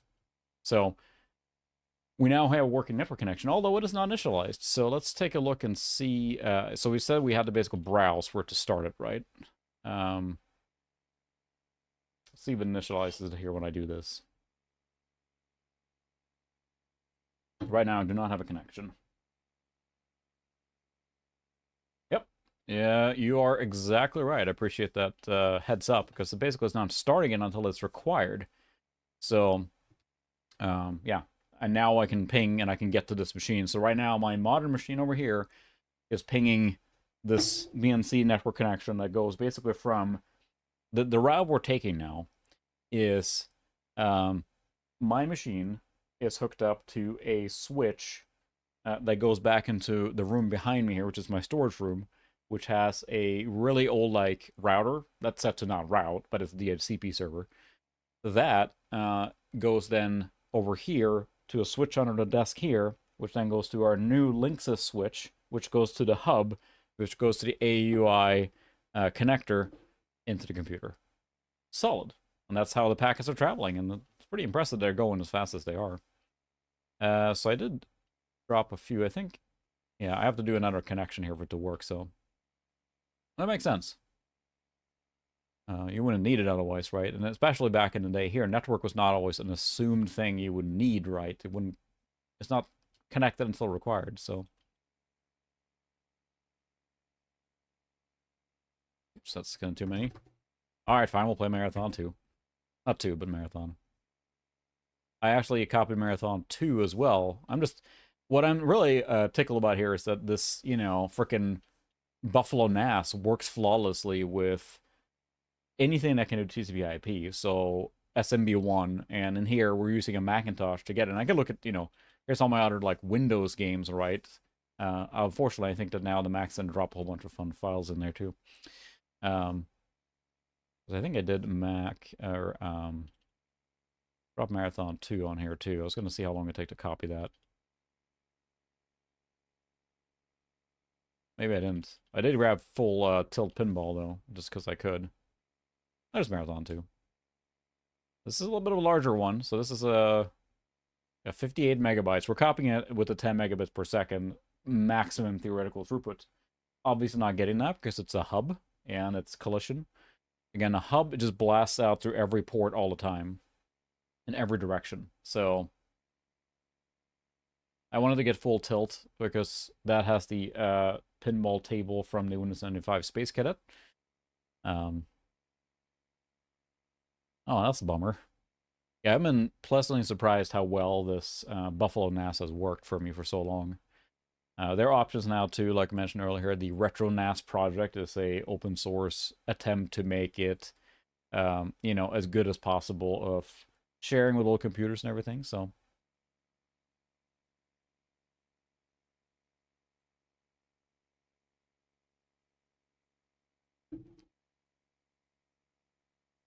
Halo was fantastic for the time, I think, for me. It's still good, but the fact that it established a twin stick kind of design, and I don't know, it was really well put together game at the time. So the thing I always struggle with a Mac or the OS 7, 8, and 9, where the heck are my folders? Like I need like a taskbar that minimizes them where I am. I'm hopping around like I don't know which folder I have open where. Um, there it is. Marathon.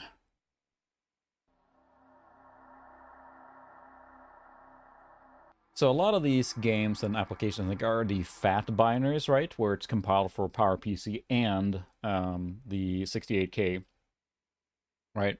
I could be wrong there, but I'm pretty sure. Looks like capture's still holding up. Yep. All right, looks good. Yeah, this is again analog directly into the data path, and it should be about as pixel sharp as we can get. So, okay, well, fine. I don't want to play anyway.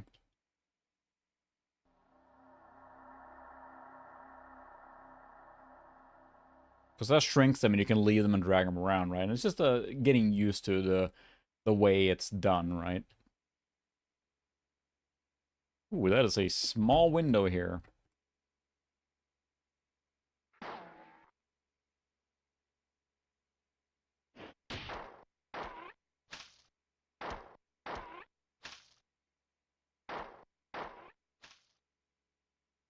I always liked how,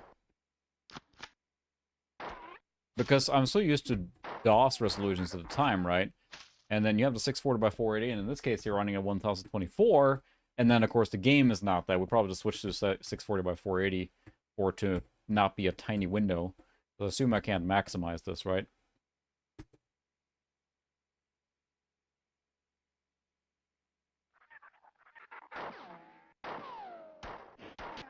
Take that. I'm doing great. Ah, don't reload right now. The health? Clips. I need health.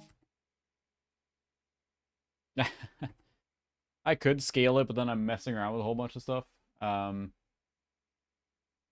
Is there a way, so is this just going to be a thing where you basically assume that you would change resolution on your computer when you're doing this, when you're younger? Is there a... There's the sidestep. I'm sure it can. Yeah. I'm not sure why you would want to, but shots fired. Yeah, I assume that's just going to have to be. So how do I actually exit out of this here now? There we go. I'll set a 640 480 because 1024 is pretty aggressive. No denying that. I think that's what it picked up automatically, actually. So, control panel, monitor and sound. There we go. 640 by 480. Let's see how that looks. Stand by. I'm going to fix the thing.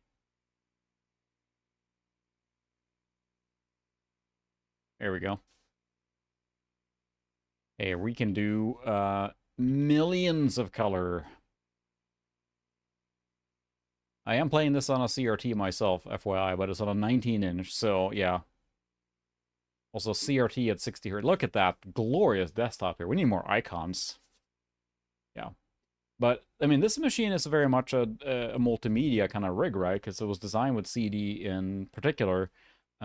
It was designed to be a multimedia machine. I think probably a lot of people play things like Myst, or, you know, your edutainment software or stuff like that, or a lot of FMV sequence kind of stuff on this type of machine, as they would have on a DOS/Windows machine of the same era.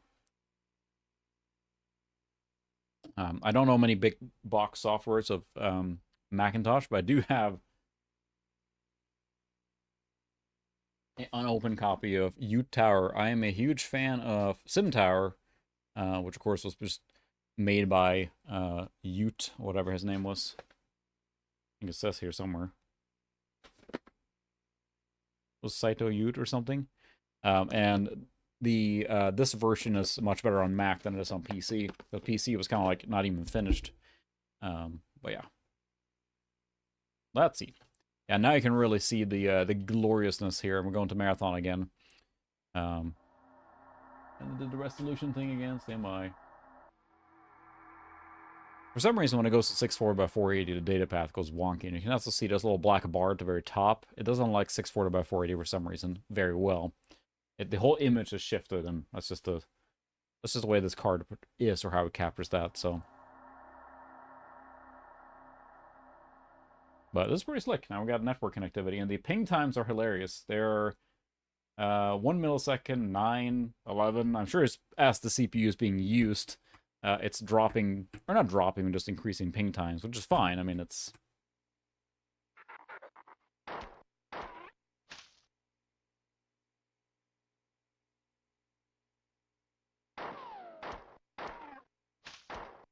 It looks good. Reload. To me, always like the Mac graphics for a lot of these games looks just really sharp. That's right, yeah. In this case here, it is yeah, it's actually 60 hertz, so it's weird that it is. I'm assuming it's because I don't have a monitor that it's not detected as that, right? So it's running, yeah, at 60 hertz now, or 59.994. But I did not have the option for the higher one. Any guys down here? I thought there was a whole bunch of dudes down here.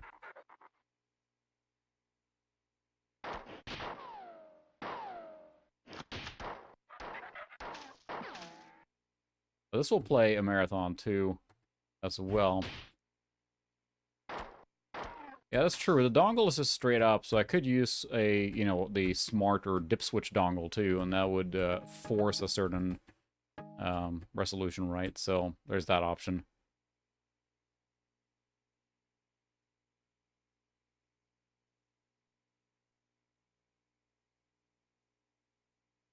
And I'm lost. Marathon, everyone. But it does work. We have accomplished a lot of things I wanted to accomplish in iOS, which get to the point where we can copy files and play games. So, yeah, thanks so much, Eric. I really appreciate all the input. And again, a fantastic device, which is making our Mac live again, which is one of the purposes of this whole thing, that I wanted to get the BlueSCSI for this machine. And here we are. It's working. So appreciate all the input. Guiding a fumbling Mac noob around.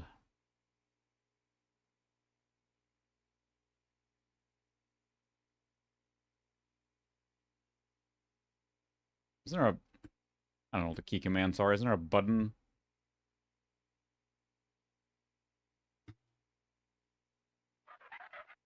Ah.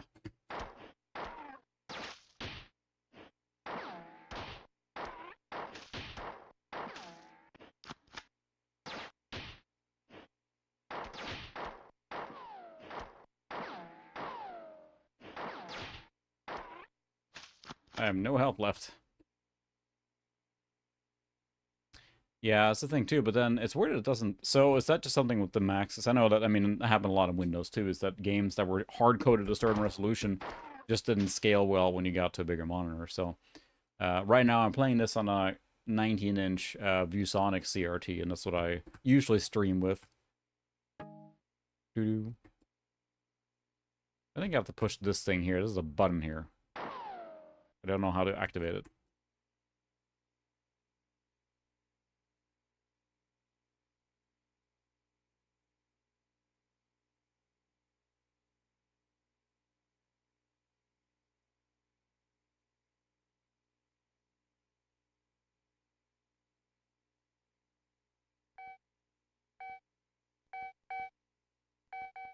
Oh, it's probably the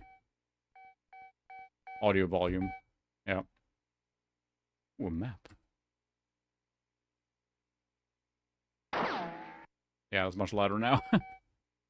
Can't shoot it, so I'm out of ideas. Um, I always switch from walk to or run to walk there, I think. All right, well, marathon works, even a 640 by 480. Yeah, let's check the display settings again. I don't think that's anything you can force, right? Um, yeah, 60 hertz. It's weird it has the other one's 72. And yeah, space or shoot. So yeah, you can also do display since we have S video out on this video card too. So the 800 by 600 to have that set up. Yeah.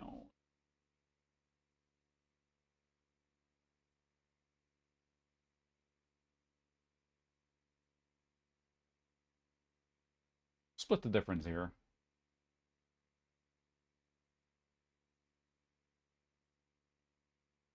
Put the phase better. There we go. Yeah, 72 hertz, so it's a little weird. So, um, oh, there you go. Good point. Oh, I didn't add too much. Uh, that's weird. I wonder if this particular video card. I guess I can go to. Nope, it's 60 hertz on 64 by 480, and that's it. Whatever.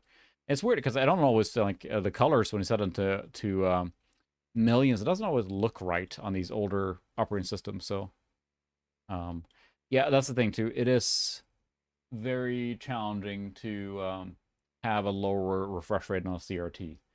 I think it should be good now as far as like the blurriness goes. Because look at this here now. Now it's blurry. I change the face. If I go to here, it should be pretty sharp. And I save that preset in the data path configuration, and then they should say that now. So when it detects this resolution and refresh rate, we'll automatically enable it. So yeah, we have some games there now. I think I had, what else did I copy? Full tilt, that's right. Yeah, exactly. But I think this is a very like cool and handsome era of the Macintosh. Like I understand why 8.6 was recommended. Because 9 I will. Works fine too. But this is almost like feels like a between Windows 95 and Windows 98 almost.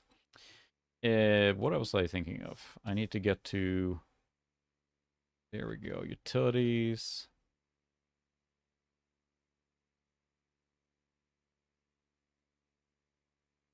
Mount that for me. I guess not. Fine.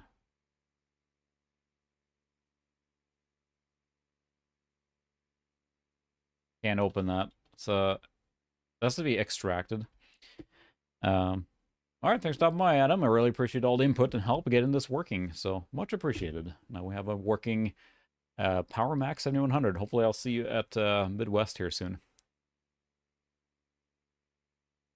We can try to if I have it on here, Prince of Persia. I think still have it here as well. It's in here somewhere.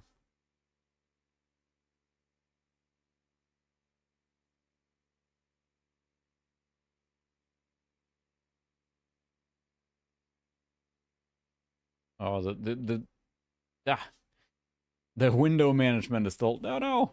Did I? How'd I move a window now? There we go. I have to give a command to resize it or something. Shift.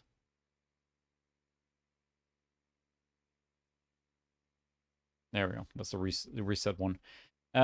Let's see. I think I have let's say, dropped a whole bunch of game. It is just special when you're not used to it. It's challenging to mess around with it for sure.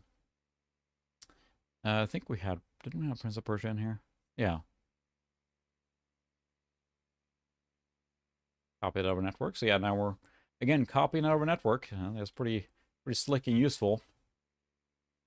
I always felt that window management always felt a little challenging. Yeah, it's basically just freeform. Can it extract that? Nope.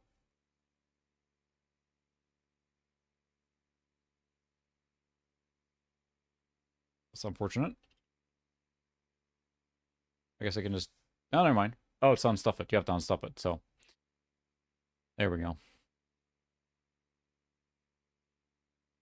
There it is. And then we're going to move it into our game directory whenever it's done here. Okay, so we need to do that. We'll do that, then drop that there. And then we just have to open this then. Well, this might be an ISO file, yeah. It is a little bit icon chaos because it is very unstructured in that same way. It feels like a real desktop, but it's always, to me, the Mac one has always been like kind of like a little humble jumble craziness, you know, and it's a different system and you get used to it, I'm sure. Oop, we're now asking our 80 megahertz PowerPC processor to do a full decompress on a full-sized ISO, and I do not have an ISO mounting software here. We have to get that too. This is probably one that you technically would drop as a ISO on the BlueSCSI, for example, as an additional device and call it good that way, right? So, anyone done any fun retro stuff? We'll wait for this progress bar. Maybe this wasn't a good idea. Yeah, this is the full ISO file, so... Well, I'm pleased as punch that we got this far tonight. I may have to cancel this, because we're basically asking it to uncompress a full-size ISO. And that's going to take some time, so I might just cancel this and... Can I cancel this? Yeah. Boop.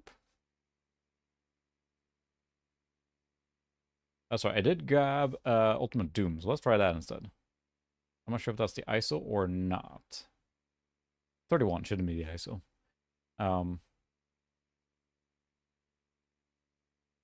Yeah, there you go. That particular one was the decompress software, so it wasn't copying the file, it was just decompressing it. Let's try Doom. I'm curious to see how the music sounds on Doom on a Mac. I've never tried it. But on the Mister, the biggest thing, Bandana, is that the N64 core, yes, the N64 core, is coming really quickly. The same developer did the PlayStation core, fantastic developer. Yes, it's coming along quickly. And I didn't think that that would ever be possible, so... But yeah, I'll probably get a regular network dongle for this one. You can buy one for like, 10, 15 bucks on eBay, so it's probably the easier thing to do. Oh, nice. I need to update my Mister again, too. It's just funny. It feels like Christmas every time. You start the Mister and download updates, and it's just a whole bunch of new features and cores and games. And I believe this machine would, the one we're playing on now, would support the MT32 as well. I do not have one. I don't have an MT32. I don't have a SE55 or anything like that. I use software emulation on an external device. But I don't know how to do MIDI out on this particular machine. We can also look at the, if I go to the Mac cam here, you can see the hard drive indicator lights are blinking like crazy as it's doing this action here, which of course is the uncompressing this file here, which is taking a while. But it's a neat machine. I really enjoyed this era of computing from the Mac side. Again, it's a little bit different getting used to it. I always find that the desktop does feel clunky to me. No denying that, because I'm used to with Windows with the organization on the taskbar and be able to, like, I don't care where on the screen the window is. And it seems to me that the Mac is very insistent on like where things are on your screen, like in the sense that like it looks like your real desktop. I put my piece of paper here, that's where it's going to remain. On Windows, it's more like whatever, you know, you can minimize it and get rid of it or whatever. Um, so yeah. Yeah, I really need to build that as well. Ultimate Doom Mac. The toast file too, goodness.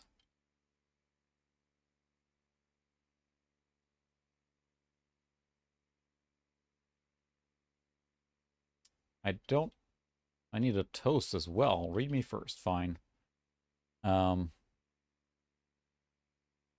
there it is. No. Mount using virtual CD drive utility, Macintosh Garden apps, virtual drum. Oh. We need that first. Burn CD using toast. I think I have toast on there.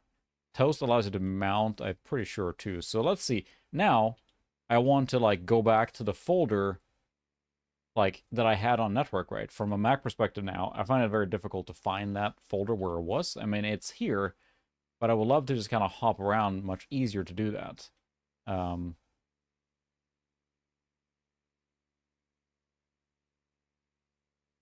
think it's, yeah, there's Toast Deluxe. So let's copy that. Who doesn't like a lot of crap on her desktop? Everyone does. Now we get Toast, and then I think this should let us mount the ISO or the Toast file, and if it doesn't, then we'll figure something else out. But Toast Deluxe.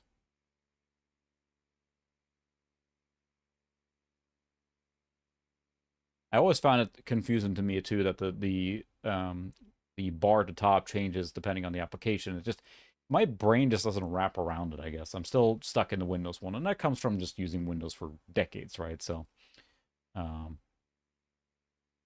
yeah, Finder in general feels very confusing. It's cluttered fast, to me at least.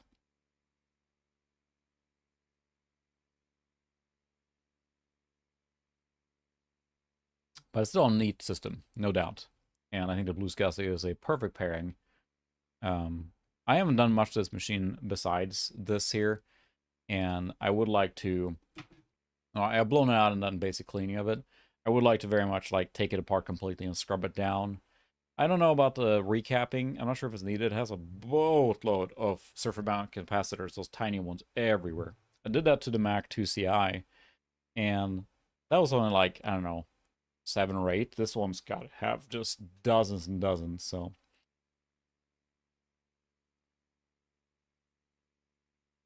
Just so many capacitors on there. It would take a long time to recap this motherboard. But I would like the machine to last, so I'm not sure if I'll recap it preemptively. The battery's out again. You know, there's other options now. I know Ron from Ron's Computer Videos has a battery locator. You know, yeah, I think it is. Let's go back to the Mac cam here. I think I can zoom it in here. 1 second. I guess I could just take the freaking camera like this too.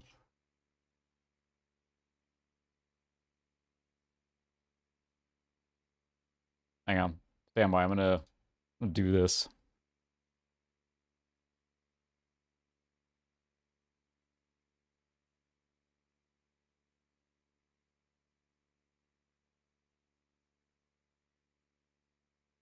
Sure is. So Crystal Audio, I guess, is what they're using for this famous Macintosh sound. And we can get a little closer tour of the machine here, but you can see the BlueSCSI again here, doing its job nicely. You can see the LEDs blinking like crazy there. You want to pan around the room, huh? I'm not sure you want to see the mess here, but hello. You see, there's a big light behind you there. That's the desk, of course, that you see all the time, or the stuff. That's the back you see of the shelf, and if I pan out here, you can see my actual filming area here. Computer. There's the CRT doing its job. My regular computer, there's a camera there that I'm looking at right there, what I'm drinking right now. My regular computer here with the capture and everything going on. Behind me there is the filming space. You'd probably recognize that desk over there. You see there's another blinding light up there because I have to have lights everywhere reflecting. That's back there's my gaming shelf. And you can see back over there, is my CRT and everything. And down there is where I solder stuff. And here's projects, projects, everywhere projects. But that's kind of what you can see from here. The basement goes around and turns into non-retro further down, but that's kind of like the super rapid tour. This is the basement, and it's basically the entire, like, I mean, you know, basement floor plan, if that makes sense, takes up here. It's like the whole place, so, in house. The box, hang on, let me put the camera back.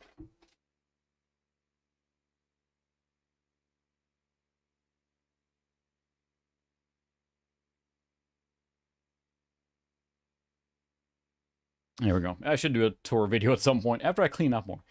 This box is the GBS control scaler. And I actually probably will mess with it. We might do a live stream where we're just testing it. But this is the one that you can build the say it uses the GBS or the GBS 8200, and then adds the extra features on it. So I guess I can do this one instead of the Mac cam here. Let's see where that's pointing now. There we go. So this is the custom built one that's a 1080p scaler. So you input RGB or component, and then you can scale it at 1080p. It's an open source scaler, basically, that you can build yourself for pretty cheap. And this one cost me like, you know, 30 bucks in components, maybe even that. A little finicky to solder, for sure. So yeah, GBSC. We'll probably do a stream or something with it when we're testing it. I have just built it. I haven't used it a ton yet, but I wanted to have it as a option in the toolbox, because I don't really have an OSSC, I don't have a FrameMeister, I don't have a RetroTink or anything, so I figured why not? And I wanted to challenge myself to build it, and did so successfully, and it works great. So, and let's see, what were we doing? Oh, that's right, we were toasting with Doom.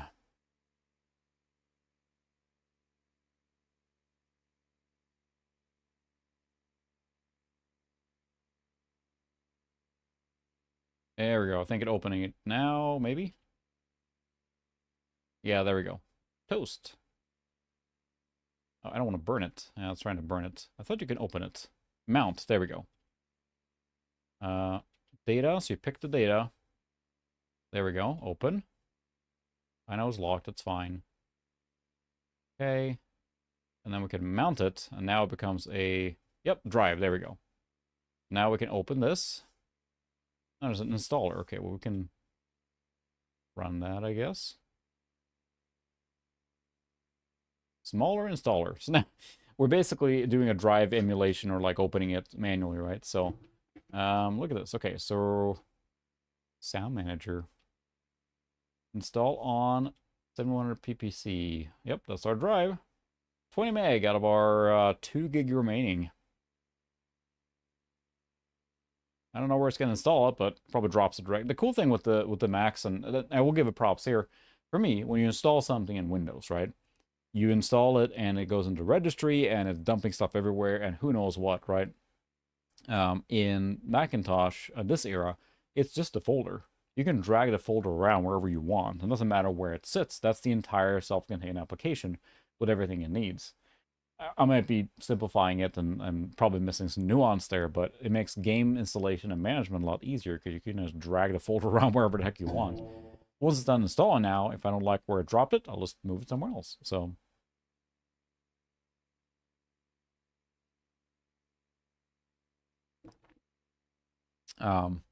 yeah, you're probably right, Tony. Sorry, I missed your chat up there earlier, but I probably should have him do that. He also has that the video output, right, for the classic Macs, and that would be nice too, to be able to stream with those machines. That'd be a cool option to have. He's done some pretty cool projects, so. Yeah, it's funny because I do usually install or make sure IPX is on, because some games, older games, are like, you know, Command and Conquer for DOS and stuff. You pretty much have to use IPX on that. I don't think it supports TCP/IP. That's where you run into that issue more than anything else. So I usually have IPX installed, especially on my DOS/Windows computers, to make sure it's available. Doom.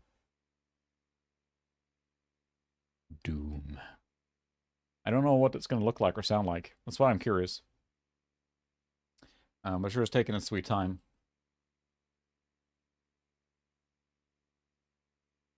But yeah, I really do enjoy this era of Macintosh computers. They're really neat to mess with. So I'm not sure anyone here, like, do you have any Mac experience in this era? I know we had Adam and Eric here earlier, which are, of course, basically Mac experts. Um, do you have any personal experience with any of the Macs from this time? Windows only, consoles only? I'm curious what people have done or used, because I'm just very green when it comes to this type of computer. Please restart your Macintosh first. What? Restarting? That's lame. Okay, where did that drop? Okay, can we dismount it now? I think you just drop in the trash. Crash it. There we go. So where did that go? Right here. That's not cool. We're gonna move it to games because we need some sort of organization here. I'm not gonna restart. Um, yeah, that's the thing. I've never owned one either until I got into the vintage thing, and then it seems to me that the Macintosh is very popular by a lot of people. So there is, at least for me locally, anytime a freaking retro computer comes up, it's high probability it's a Mac. There's just so many Macs. Ultimate Doom. 256 colors, fine. Is it not gonna like resolution?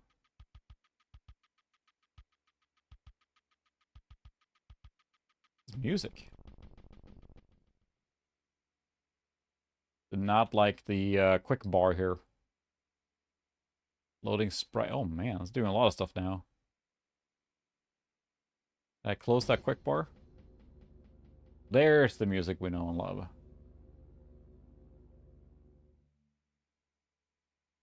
See how well this runs, because we're basically on 486 level here now. Alright. And the window is not... Yeah, it's very quiet. Let's, where's the exit? Oh, you did Command Q. Yeah. Let's switch to 640 by 480. No. Then we're gonna do this and clean up.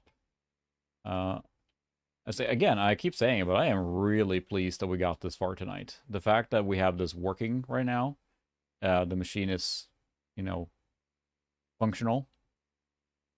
And let's see, modern sound. We're going to 640 by 480. I think it stayed at 256, so.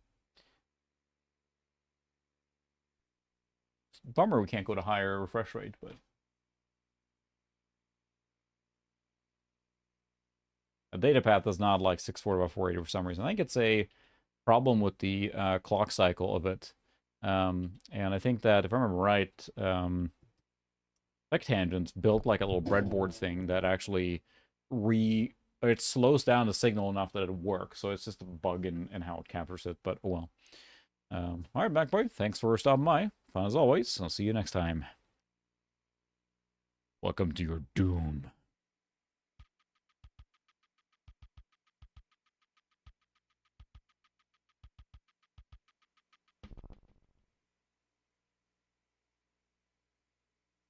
That's very quiet.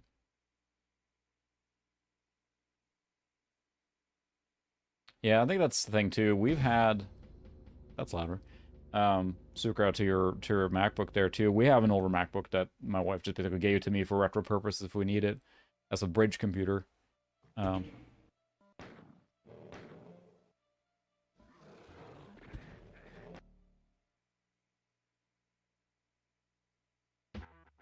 There it is.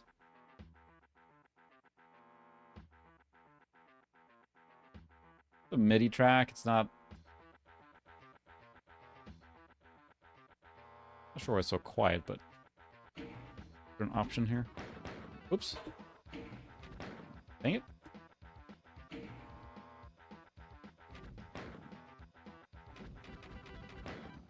Dang it. This keyboard is not doing so hot.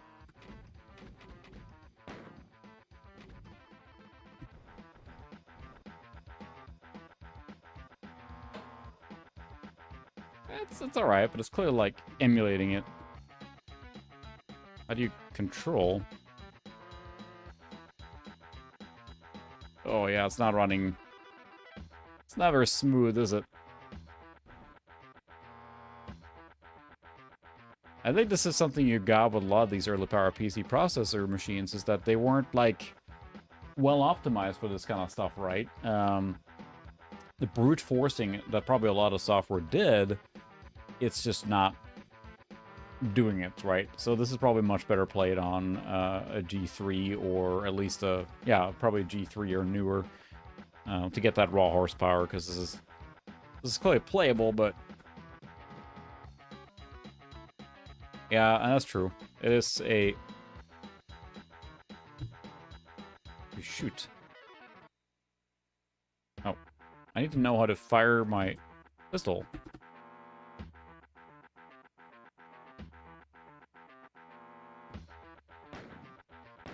It's D. Yours is D.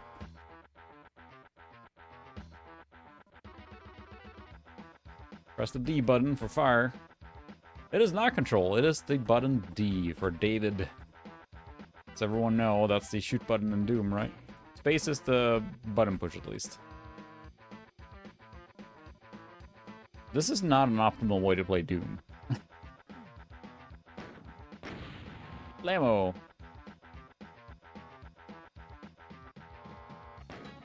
You know, I bet there are different versions that have been readapted, or like using wrappers or whatever it might be, to readapt it with newer technology. Dang it.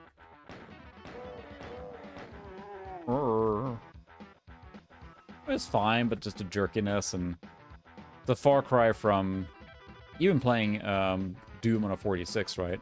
But it's like, that's what it was developed for, too, so... Like, you need a 46 to play Doom.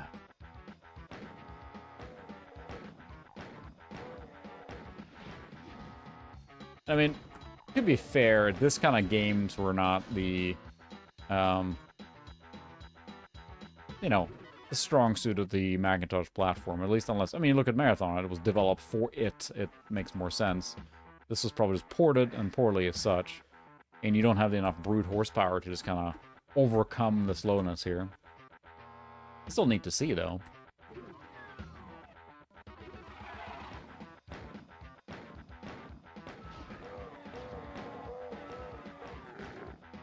But if this is the way you play Doom, then that's probably not great. Come on. It's just so, like, jerky, and maybe I have something misconfigured or something, but I think this is probably what we got for this kind of machine, right?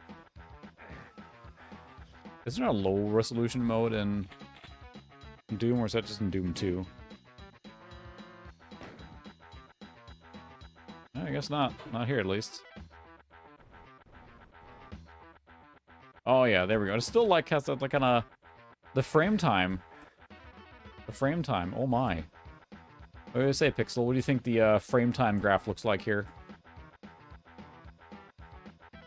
It seems like there's no difference in performance with the screen size. It does exactly the same. Yeah. Yeah, there's no performance difference there, so it's got to be something how it's handling or offloading it, or... The loading is just not fast here. And these sound fine. Not the best, but they seem fine.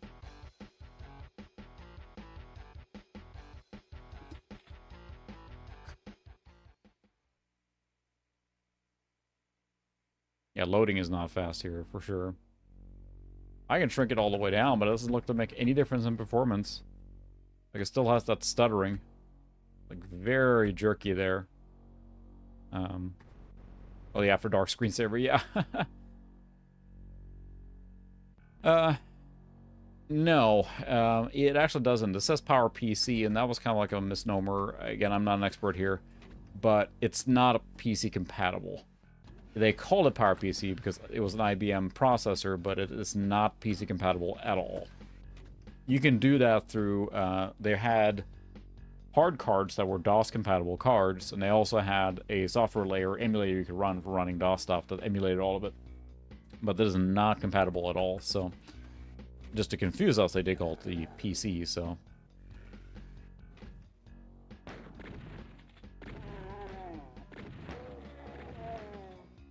Also, it's weird because I don't think this is probably not a, you know, outside our own possibility. Hi, Zoe. Zoe hasn't made an appearance in a while here, but she's down here now.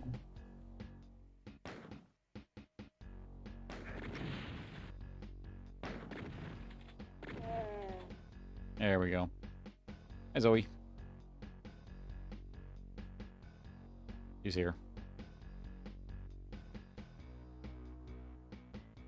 Yeah. It's just not have enough horsepower to just kind of brute force its way through here. Is the problem, right?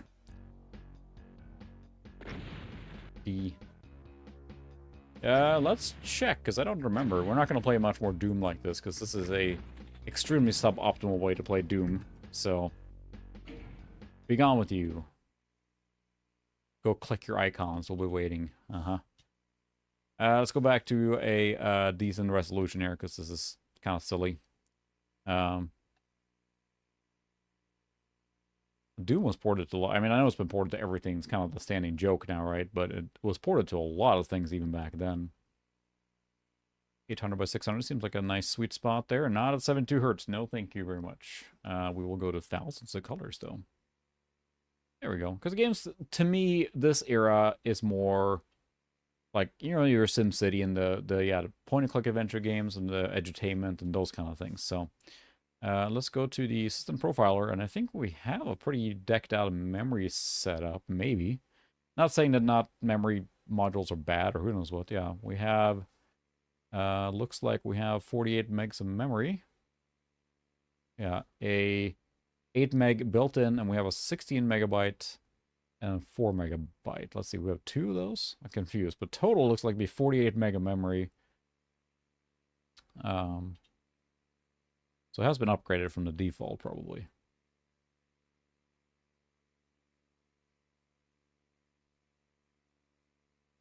I think that's correct. Yeah, so we have some memory. Oh, yeah, there you go. Just cram more RAM in there. Or just slap some DDR3 memory and it's fine. That is a good question. I thought I grabbed the PPC port, Christian. Welcome, by the way.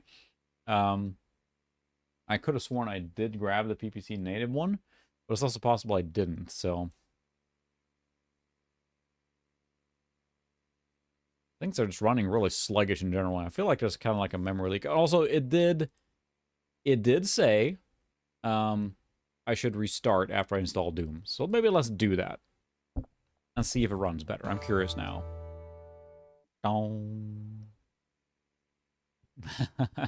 All right, Sukra, thanks for hanging out, and hope to see you streaming again at some point. So, welcome to macOS. Let's see if it picked up the CD again or not, but I don't think it should.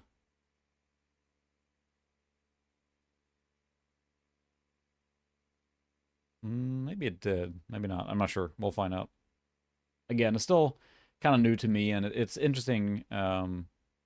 It does not feel like a snappy platform, but it also, again, it was a new architecture at this point, right? OS 8.6, of course, probably the best one to run on this kind of machine. So, yeah, that's what I think. I could have sworn, though, the ones that were fat had an F next to them in the Finder, but maybe not.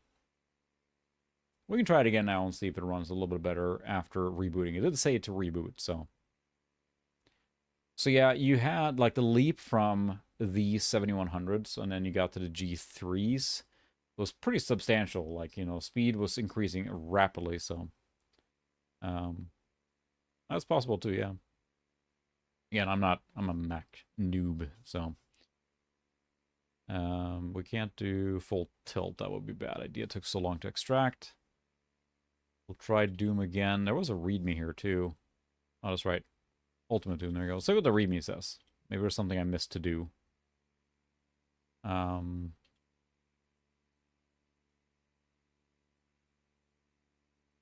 just manually install that. Okay, there was nothing else to it. There's a DOS updates. Okay, that's weird. I don't need that.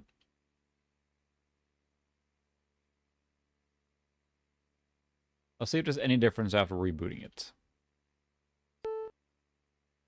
To my knowledge, it 1-to-1 for PowerPC. I don't think it ever, like, you know, it was never a one-to-one comparison of performance. I mean, Intel was probably ahead of the game there, so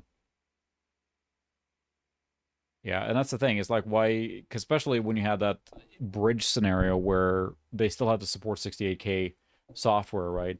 Uh, ooh, the hub is actually warm for my feet to have on there. Um, I think it was one of those, like, if it was very well developed for, then yeah, but still doing the same hitching, so yeah. I think that even in the G3 and G4 era, if you took a, you know, a game that was ported to both, like Unreal or, you know, Unreal Tournament or something like that, um, you're gonna have a faster experience on the Windows PC, I think, every time. It's not gonna be a one-to-one. It gets close enough, I think, but it's not a, because again, they have to be optimized for it, and I don't think that they spend enough time doing that, especially as the gaming scene on the Mac and that era was trying to catch up to the PC or be on par. Even Apple was focusing on it, but then they kind of stopped, right? So, um, let's see. We have to initialize the network first, right? So, and I mean, there was the thing, like Apple for a while, they were talking about how they wanted the Apple to be the premier gaming platform, but then they just stopped. So,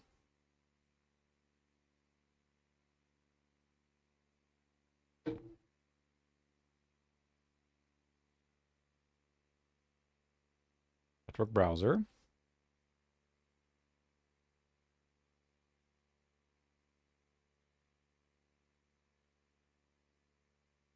Connect as a guest. This is just hilarious to me. So that's a reminder again, we are connected via BNC connector from a AAUI dongle that goes to a hub that has the BNC plugged into it for one port, terminated correctly, and then a Ethernet cable goes to a standard 10-100 switch, an old one. That switch goes to a modern gigabit switch, which then goes to my retro network.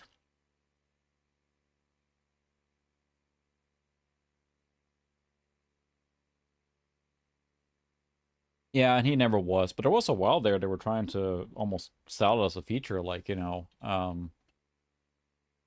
we want Macs to be the premier place to game, but that was just, I think, marketing bluster because they realized it wasn't something that they were super interested in. So, sorry, Zoe, starting to untangle something. Let's see, what else did I put on here now? I don't remember. Um, I wonder how Marathon 2 runs on here. Let's find out. This is how I prefer to do almost all my retro computing, is to have a network set up where you can copy files. It saves you a lot of time. It's something, it's still fun and neat to run around with zip drives and floppies and CDs. It can be fun too, honestly. I mean, our idea of fun, I guess, in this retro world. But being able to copy files over network is super important for me. So that's just the best way to get everything. Oh, I did also, so right now, what you're listening to is I have had two Behringer standard audio interfaces. One is used for the microphone through XLR, and the other one is capturing now the game audio. But I've always wanted to have one device that does it all, and I mentioned it in Discord a little bit too. But I did actually pull the trigger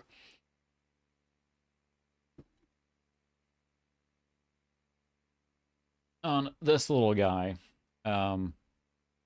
This is a Yamaha AG03 Mark II.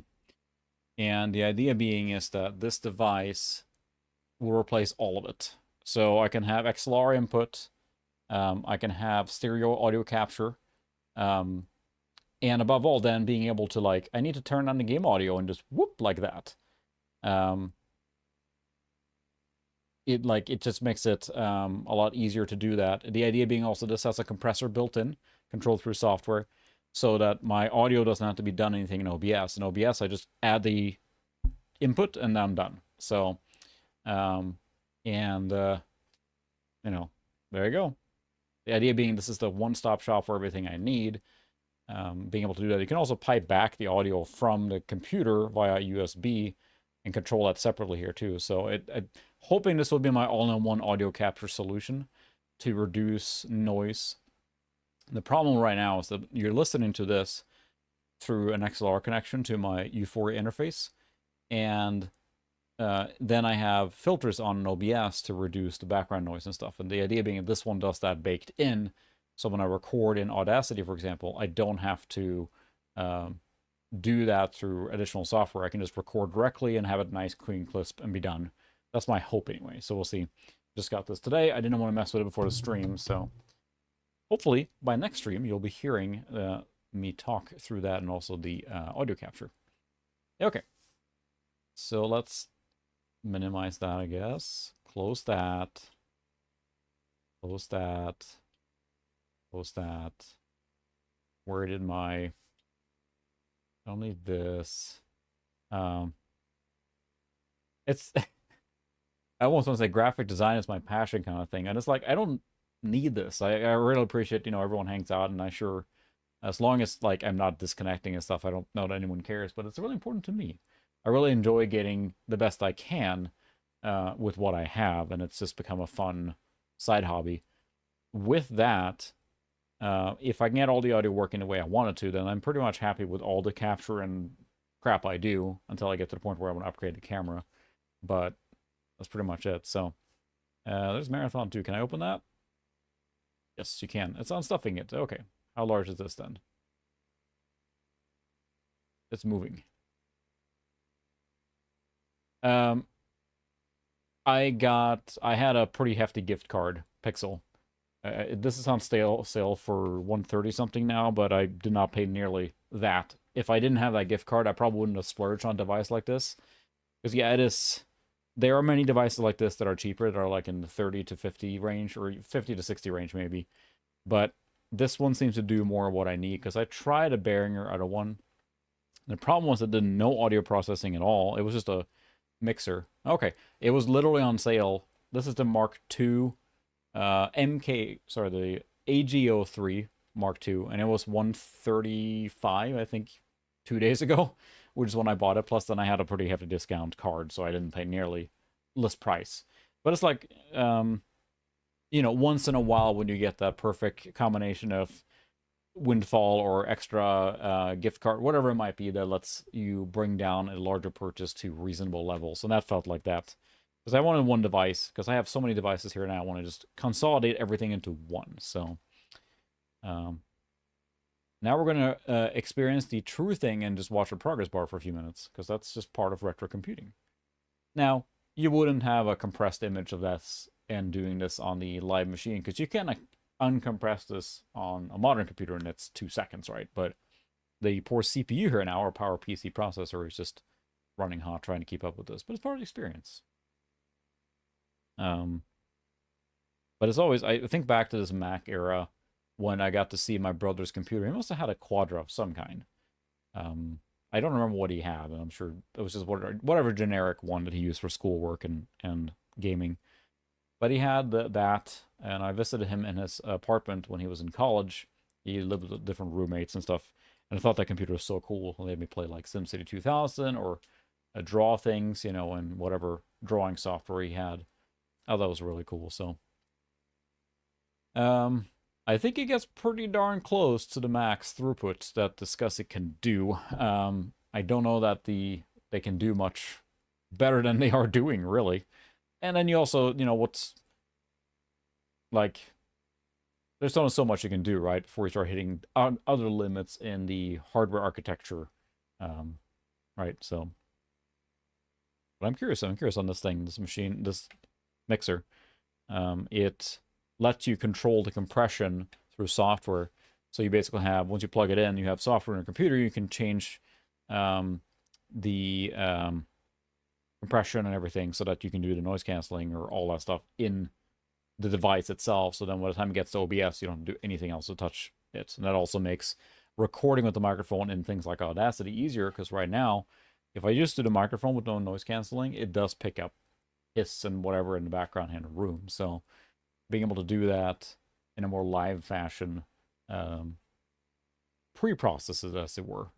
I'm hoping our workflow will be better that way. And also, doing game audio capture through this as well should reduce the noise and everything on there too. So this one seems to be popular and recommended by streamers. So how many of them got one for free for review? Who knows? But it seems popular. So we'll go back to the dual camera to take a look at our Mac that's still kind of trudging along here.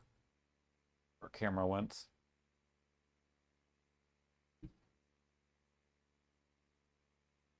I have so many wires and who knows what's laying around here now because it wanted to figure out a way where I could do this or capture it, but it's funny to me because this is generally a pretty run-of-the-mill Power PC from the era, right? Yeah, this is the first one, and it's not held in any high regard, maybe for the people who are nostalgic for it, but I think it's a really cool era. But as we already saw, even running Doom on it, right? Especially this one, you know, it probably is not optimized, maybe, I don't know, or just the fact that this machine is just not powerful enough, so you run into the limit pretty quickly. I'm not sure. I would like, ideally, just to button this up and be done with it, especially with the network, right? Because the question is, how much do I need to take the SD card out?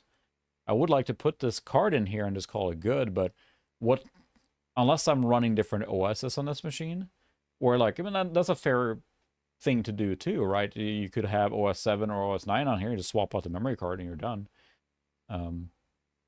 Or even switch between. You can have different partitions on here, additional disks with different ones on there. You can select the system inside of Mac OS and go and switch to a different one. It's possible too. But as far as like just using this machine or copying files to it, this network is my preferred method there. So I don't know where people put maybe they put it on the bracket back here, I assume. Maybe some 3D printed thing. And you can have a SD card removable in the back. Because, I mean, this is just an SD card extender. So if you put an SD card in here, and you can route it anywhere you want, right? But at least for now, I'll probably, since this case is super simple to take apart too, it just, you slide it right off and it comes off. I probably will, basically permanently mount this BlueSCSI in here using the included bracket. I think you take the hard drive out. This weighs almost nothing. This goes in here somewhere in the drive cage here on the bottom, and you mount the BlueSCSI to that. Pretty sure. I haven't tried it yet, but it's just a little dongle that came with it. Actually, let me go I have another kit I haven't built yet, so stand by. I'm going to get myself another soda and get that kit, so.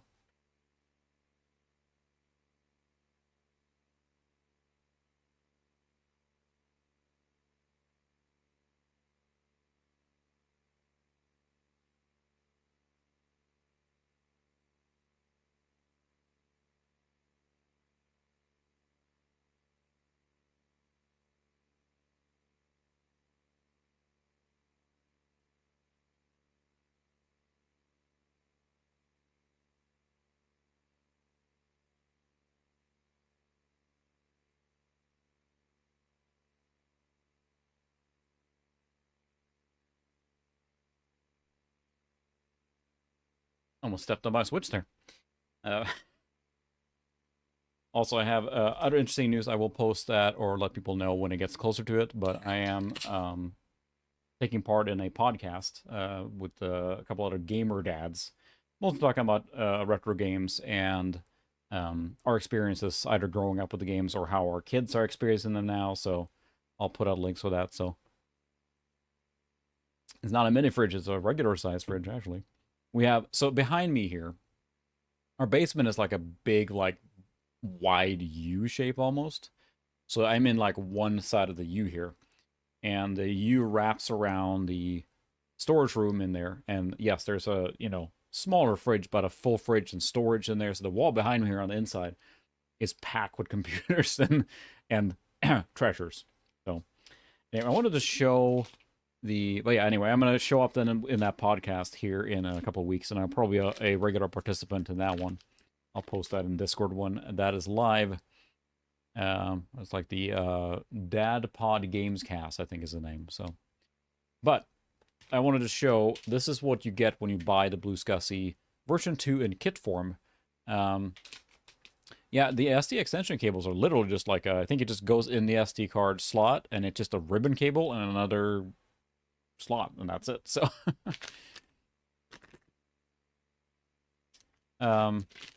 Well, that's the thing. That's what they're trying to mess with right now, Bandana, is that they're adding Wi-Fi capabilities. If you put this is a standard Pico, but if you use a Pico W, they're right now working on that to add wireless capabilities and functionality.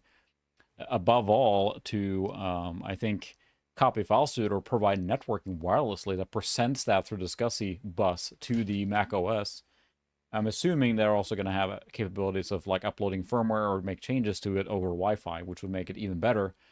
Because even if you're not, um, even if you don't need the networking for the retro purposes, being able to have this computer button up and just like have it automatically connect to Wi-Fi and just copy new image files to it. Like in this case, hey, I want to load OS 9 today. I'm going to copy a new image to it, reboot, and boom, you got it.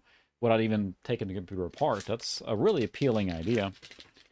But I wanted to show what the BlueSCSI kit looks like when you get it, or at least in this case, Eric, then, who was on here earlier, sold these to me. He's the part of the, his name is on the board. So in this case here, you can see, if I start taking it apart, it's taped, but we have the SCSI connector, which is soldered on, which is just, you got to solder a whole bunch of through hole. It's not difficult, just took a while. The SCSI connector comes loose like that. You have what is it? This is a Berg power connector, right? A floppy one. Trying to get within reach here to scoot forward. There we go. The Berg power connector there as well. It also has to be soldered on. Those two. And then the Pico here is attached through then. If I can undo this. Yeah, so here's the Pico. And then they're attached to two different, like, these mounting points there. They have to be soldered all the way on the backside, all of those. And then you have to solder the in here. And it's not difficult, just a ton of through hole, which is fine. And then a whole bunch of jumpers that I don't have the thing for here, but that's what is needed to make it work. So it's not difficult. It just took a little while, especially a novice like me. So we are getting closer. I'm committed now to this. Marathon 2, we're going to try and play it, and we're going to play it through this way. We're asking, again, a processor that is now nearly 30 years to uncompress, basically, a large file, and it takes as long as you'd expect. So, yeah, I do like hardwired for sure. That's kind of my jam, too. I like hardwired wherever I can, hardwired networking. I think the biggest thing is just being able to have remote management of this device is really handy because, yes, the quickest way is to remove the SD card, right? Plop it in your modern machine and copy files, for sure.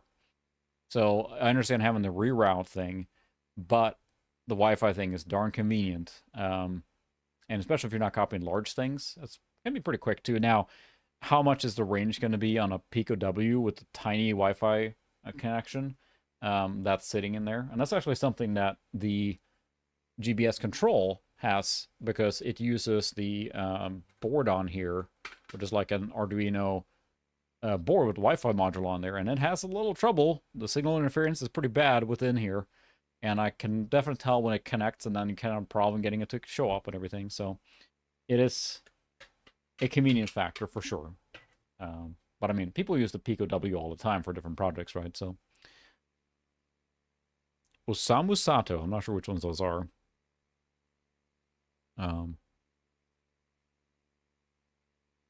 Nice. Compact Portable 3. Oh man, what's in that? Because that's not it's got to be more than just the 8 or 7 megahertz whatever processor, right? It's got like a NEC V30 or something.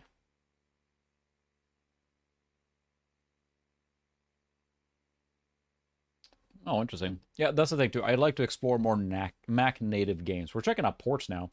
Oh wow, holy buckets! Yeah, that's pretty fast for that era. Funny, I've not messed with. I'm trying to think, like, do I have any 286s at all? I'm trying to think here now. I would multitask and do something else on this machine now, but multitasking only goes so far when you're asking the processor to do all the heavy lifting here now. My goodness, I have a 386. And once you have a 386 as far as gaming, it's 286 doesn't add a whole lot, I guess. I do have an XT machine. I have a gap. I have a gap in the collection. That's not good. I have to fix that. Maybe I can keep an eye out for 286 at VCF Midwest now. I am going here now in 2 weeks. I am really hoping I can get my video out before then. I have shot all the A-roll. I have shot quite a bit of the B-roll. I need to do two more major parts, and then I can start editing. But I've shot all the A-roll already, so. Oh, gotcha. Isn't that the 5170? Yeah, I wouldn't worry about it. I mean, I appreciate it, but yeah. I'm thinking realistically too what I would do with it, and I guess that's irrelevant when we hoard and collect things. We often don't care about how how much we're going to use it or not. Because a 386 in every measurable distance can, do the same thing, right? So I have that compact modular M, which actually the power supply is the one that had the problem. I'm working on that because that's a 386 I really, really like. And I'm a big fan of compacts. They, from that era, they were built like freaking boat anchors and tanks. So it's neat to have, right?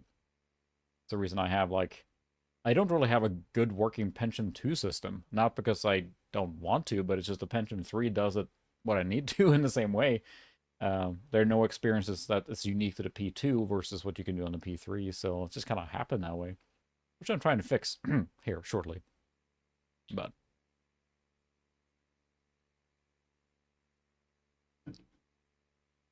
I think you mentioned the LSD Dream emulator before. That's always going to be the tricky part with weird games like that, right? Is like they're known for being weird, and then that's about it. So, will this machine be strong enough to run a run marathon too? I'm not sure.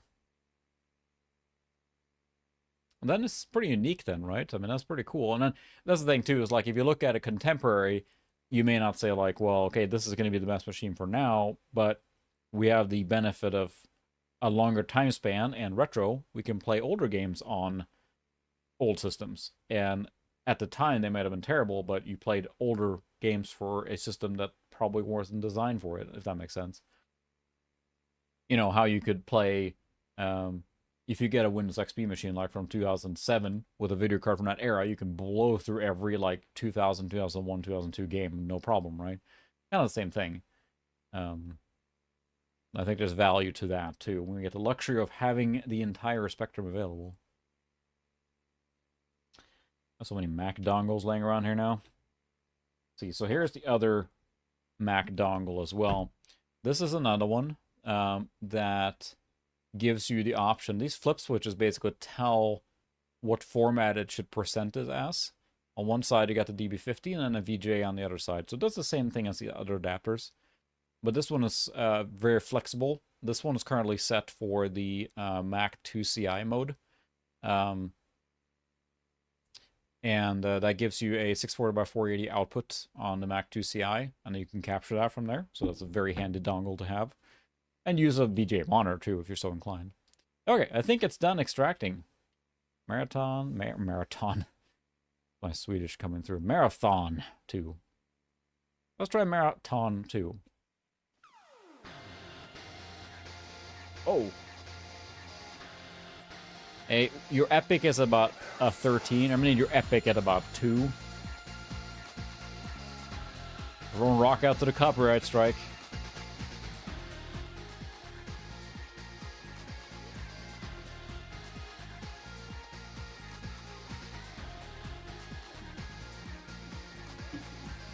What's our preferences? High resolution, of course it is. This music is fantastic. I have not yet. Marathon 1995. This game came out at the same time this computer was available then. Let's see if I can find...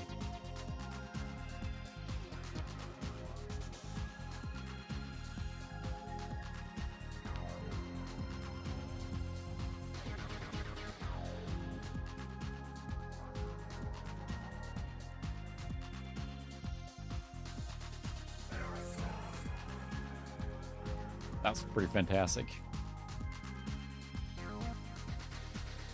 I want to extract that locally. Okay, we have the game without the CD music, which is probably going to help. It's going to be a lot smaller. So here's the Power Up Network now. I'm downloading it right now. I'm going to drop it on the NAS, and then we can copy it too after we try Durandal here.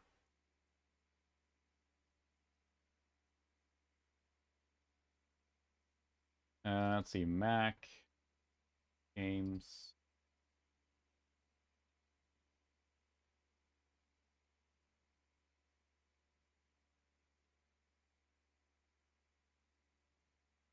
Extract it directly onto the NAS. It's going to be like a 100 meg copy or something, so we'll try it after, because now I'm curious. Music is awesome. Will this run on a PPC machine like this? What's the minimum requirements here? Let's see.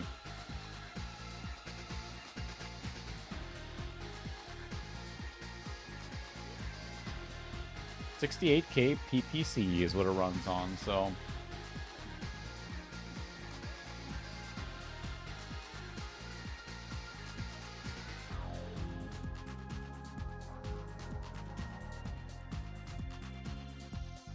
Alright, well, we'll see what happens.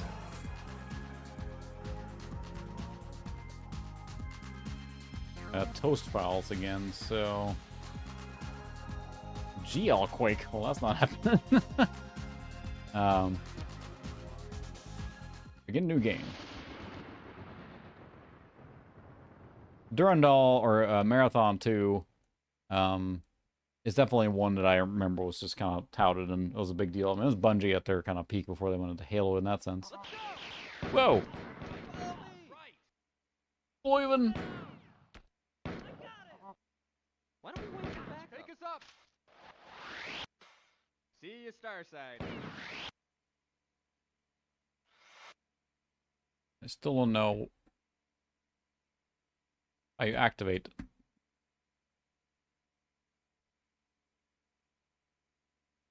How do you open doors? Yeah, I'm not sure if MDK would run on this. I think we did that on the G4, and that's, you know, a G4, 400 megahertz, that's where a lot of those games play really well.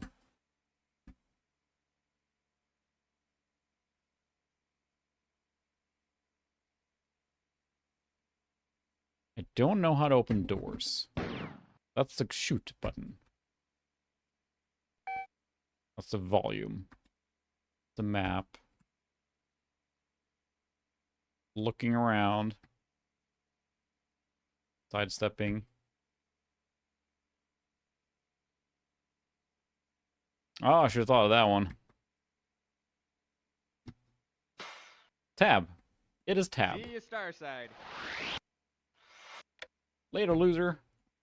This is running more than respectable. I mean, here you have someone who developed the game for this kind of system, right? It's the view size aside, the fact that it doesn't scale at all.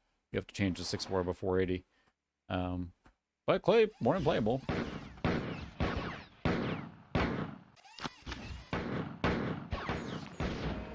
Hi, robots.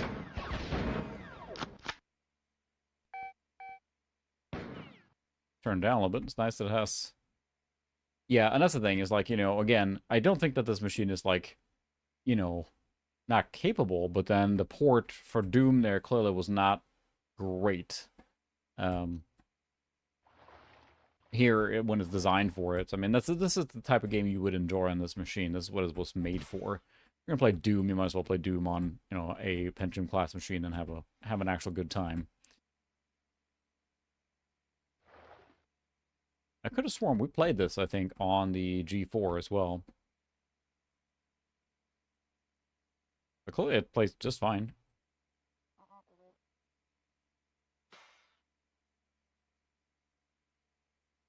I always felt like it just felt a little squiggly. Marathon, to me. Maybe it's just because it's like so weirdly high resolution. It's got an interesting game engine. I assume it's completely in-house, unique. Sorry. Ah!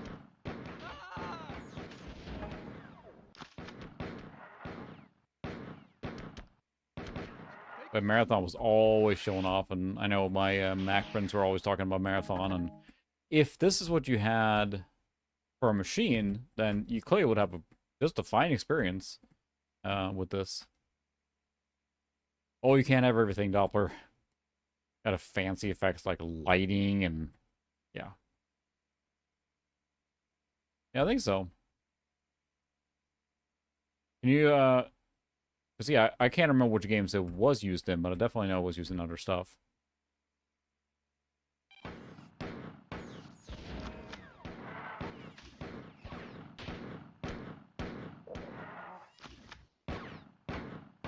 Take that.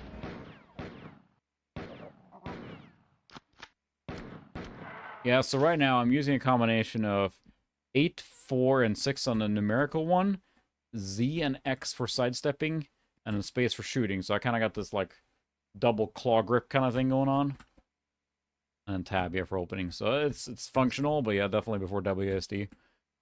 Before that was even the standard, I used to play Wake with this weird like, what did I have? I had like Z, D, and V, I think. I bound that. Because, I mean, the default key binding in Quake, I think, is the numeric or the arrow keys. So, yeah, that's kind of... Could use that bigger gun that's in there now.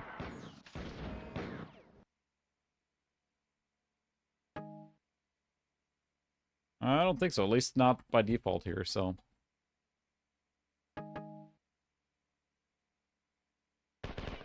Oh, yeah. It plays fine. I think I would have had a great time with this as a kid on a machine like this if this was my home family computer, which I think is pretty common that there were a lot of households that have a Mac like this as their, you know, their computer. And this is one I see why people are talking about so much too, because I mean, like, yeah, it doesn't have maybe the same speed and like raw kind of feel to it like Doom did. But this is more than fine. Bloop. Oh, it's a save thing. Oh, it's save. I never need to save. Ooh.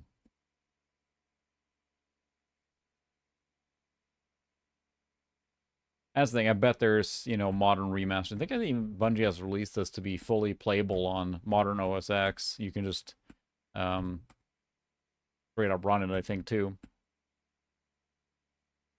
But yeah, this is I'll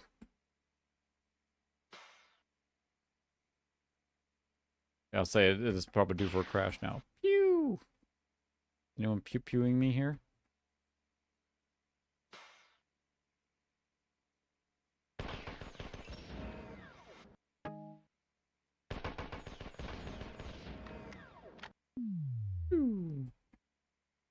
There's an objective here somewhere, I don't know.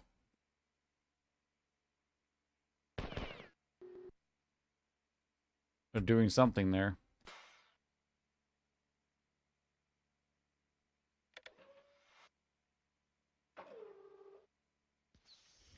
Ooh, fancy.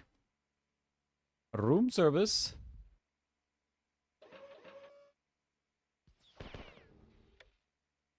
There, and turn the lights on. Look at that. Fancy.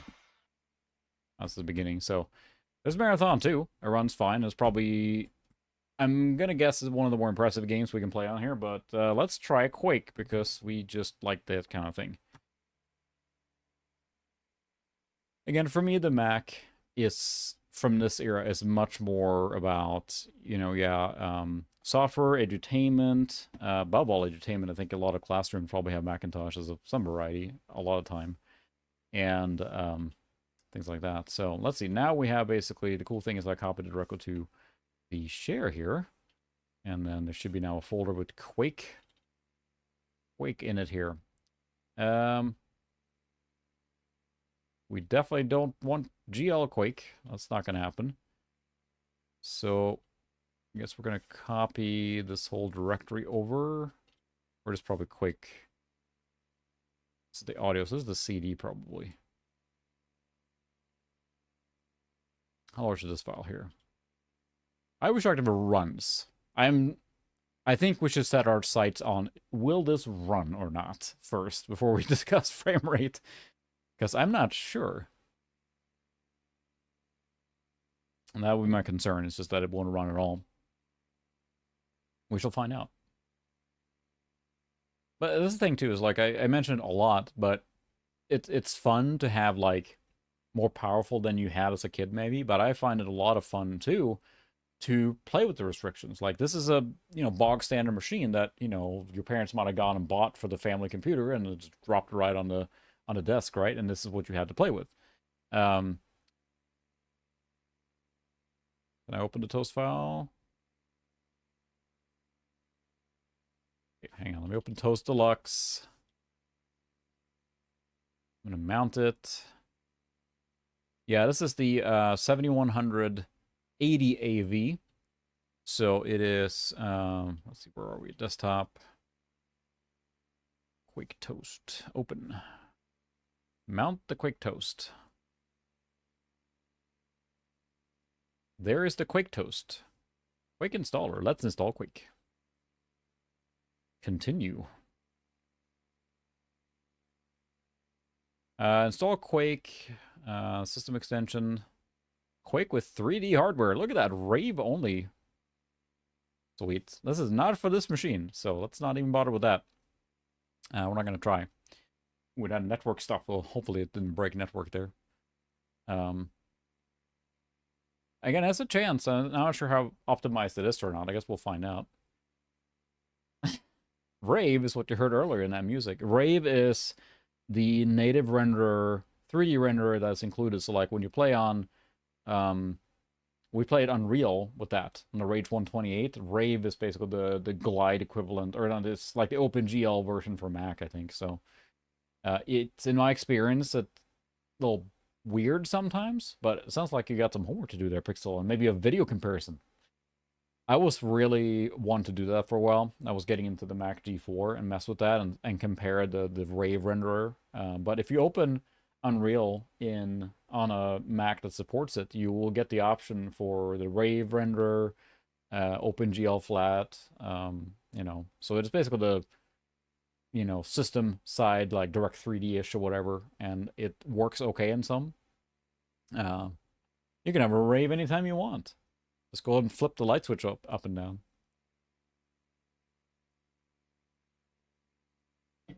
And now, I'm so used to playing Quake in a very smooth, quick fashion. I mean, I think most of us that play Quake now reach for a Pentium class machine of some variety. And, or play with a modern version, like a remaster that Night F Studios did is awesome. And it plays super well on a modern computer, of course. Yeah. All right. Hopefully you can keep working there. I find the hardest part is keeping the speed going on the videos, but wish the best of luck on that. So that's right. I have one of the Packard bells that I dug out of the recycle bin at work. I swear I know where that is now, and every time I'm in the office, I go swing by to see if anything else showed up. See my legs sticking out of the top of that recycle bin. And that Packard bell I picked up out of there. That's the Cyrix, I think. A 233 Cyrix, even. I mean, no, it's the 333 Cyrix. So one of the faster Socket 7 processors, I think. Probably not going to, maybe compare as well to a Pentium 233 or something, but still a neat one. Well, there you go. I have two GPU June videos that I have fully scripted out. I have done capture for a large chunk of both of them, and then just gotten abandoned them. Time limitation, some overlap with other videos, and just not feeling the motivation. So maybe I'll finish them separately someday. Good evening, and welcome. You have installed software suggests you restart your computer. Fine. We will restart it in a minute. I just want to kind of close all this here. I know, but it's quite the confession. Well, you want to know something fun, Pixel? I don't want to make you feel bad, but I was working on the Voodoo Banshee video, and then you release your Voodoo Banshee video, and I was like, I just can't do it. No, I was not even remotely close to being done. I would have had to pull a marathon session or a marathon session to make that happen. But I didn't want to overlap there, so I just decided to do a focus on the live stream for that particular GPU June. But I did have another one in full speed too, but at least two of them were in that hiatus status, so no, don't feel bad. I would not have covered anything else, and it was just kind of like, it was more in the conceptual stage. I don't think I started filming it for that one, so do not feel bad. Your Banshee video was excellent, so.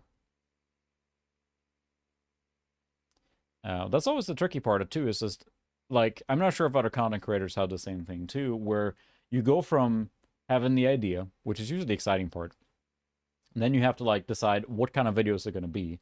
It's just going to be a, here's this part, I'm going to talk about it, whatever. Is it going to be a full, like, research and extra roll and shots and complicated setups, buying equipment, or you need to buy hardware, whatever it might be, and then scripting it if you do that, and then deciding how you're going to film it and all that stuff. By the time you're actually sitting there and making a video, it can be overwhelming to get that far into video production. And many of my videos die before they get to that point where I'm actually editing. Honestly, by the time I'm sitting down editing, I feel good about a video. I enjoy editing, editing process. And it's something that I think it's fun to see it all come to completion. But getting to that point is frustrating, I feel sometimes. And I found for me what works pretty well on my full scripted videos is that I shoot all the A-roll, because then I have kind of the glue together, and I can drop in B-roll and things like that where needed to kind of fill in the gap and stuff like that. And that works pretty well for me, and that's how the Savage 4 video came to be. And that video turned out to be quite popular. I'm very pleased with how popular that video was. So that's right, Quake. On the Power PC. It says Power PC, so it should be able to do it easily. Is it running? I don't know. We got Quake. How loud is it going to be? I always feel like... There's Quake! And it's loud. Wow. It runs better than Doom. Well... Let's say, are we somewhere between software and S3 Verge territory here? I mean, this kind of looks like... How do you open time demo?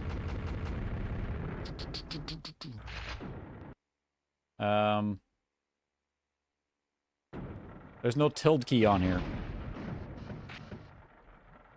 So what's our options here? What's the resolution running? Look at this. Only look spring. Always run, of course. Show flames.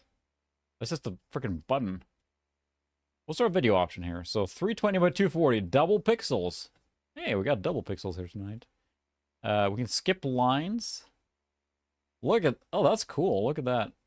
Woo! So we're running a 320 by 240, and you know, oh wow, you can even set the monitor change resolution here to fit better. Let's do that. This is a cool resolution screen. And we also have to change this here to something less ridiculous. Side step, step left, step right. There we go. Yeah, exactly. So we'll try that. I do really enjoy the fact that it's letting you switch within the game like that. That is a great option so that you can get it smaller, but yeah. I do not know what... Whew. How do you enable mouse look then? Because... you can't do tilde. I mean, it's running at... What's a seat of the pants feel? 15, 20 FPS in some cases here. But it feels like software mode on a, you know... Yeah, not too bad. It feels like software mode on a lower Pentium or, oops. Or... Oh yeah, that's really the only one that was officially supported, right? So maybe a software mode on a P... 60 or 75 or something, right? Certainly playable. Yeah, exactly. Not as bad as I thought it would be, but if someone wants to Google, well, the biggest thing with the Quake in 486, right, the instruction set is missing. You cannot run it without using the patch version, which is the whole 46 Quake race, right? That was a neat thing. There was a special patch version that would bypass it because you can't run Quake on a PC without the math capabilities of the Pentium. We'll check for that. But this is certainly definitely playable. Probably would have played in. I mean, not. Don't get me wrong. This would play a lot better on a G3 or G4, obviously. But there's got to be a tilde key or something, right? Tab, no. Was it in the options, maybe? There's nothing here. Options. Of course you are. Of course there is. What wouldn't it be? I don't see anything about... Look at this. Look at these little cool, like, icons. Whoa, geez, cheese it! There's a cheese it icon there. Shift click is run. Control click is jump. Wow, you have a lot of options here, controls. It's so weird to me to see this, because, I mean, for me, Quake uses internal menus, not these, like, weird, like, system-side menus. We can try to skip lines. Ooh, interlaced Quake. I'm not sure how well that comes across on the stream. Getting some tearing there, too, I think, right? Makes it look CRT filter effect. I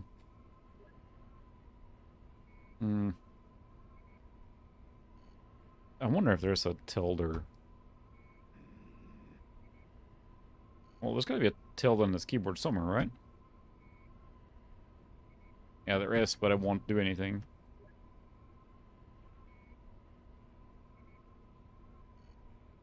Yeah. If there's a console, I'm not sure where it is, but... It smooths out the jaggeds quite a bit, actually. We're seeing some bad motion acting here.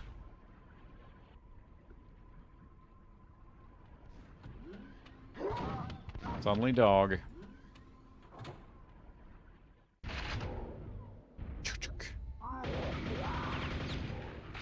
Was there an option for mouse look all the time? Because this is ridiculous.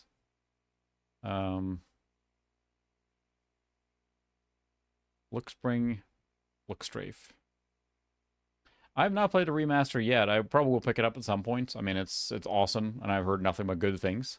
I think that someone modded in RTX already, right? Because the Quake 1 remaster with RTX was really cool. Not officially supported, obviously. You're probably right. I should probably go in there and check, too. Wow. That's true. Maybe I enable look spring and didn't think about it.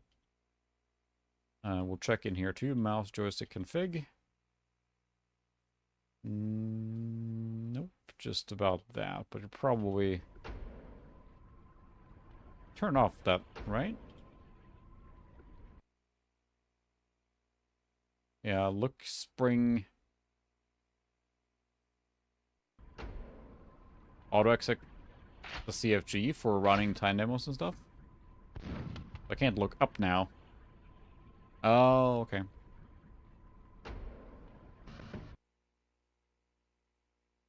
I can save too. Wow, like that. It's an id1, right? There it is. GL Quake 2. Plus M look. We should be able to do the time demo from here, right? If we do, what's the time demo command? If we do this, because this is auto-executing when the game starts, right? So if we... was it time demo plus 1 plus time demo?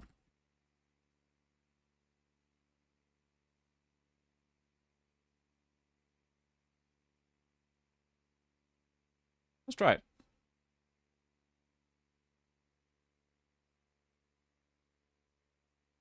See if it auto-executes that or not.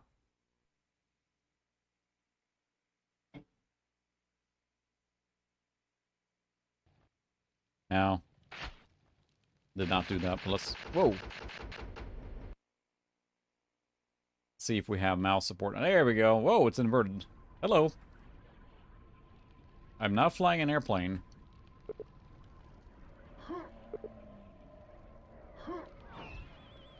Ching!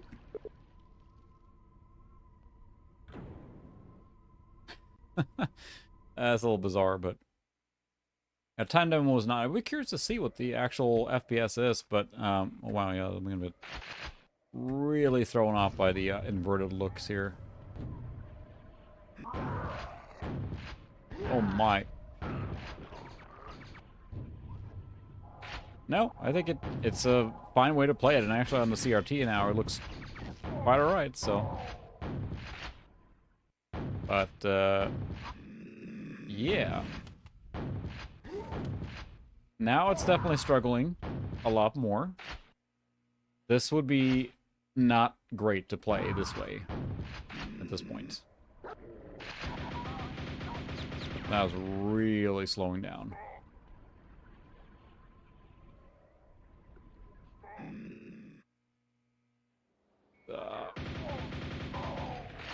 That's fine, if that's what you had. Oops, I also realized that the, capture is not... There we go.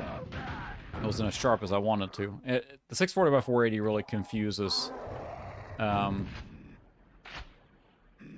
really confuses it. I think it reduces the view size, so that's a possibility here. Every time the resolution switches from 640 to 480 and back and forth and stuff like that, for some reason, the data path gets really confused on the capture resolution, so it was a little janky there for a while. Alright. Appreciate you stopping by. Let me turn it off. I don't know if it's better or worse, but I assume it just has to render less lines, right? Does not seem to be any appreciable difference here, but... See you later, banana.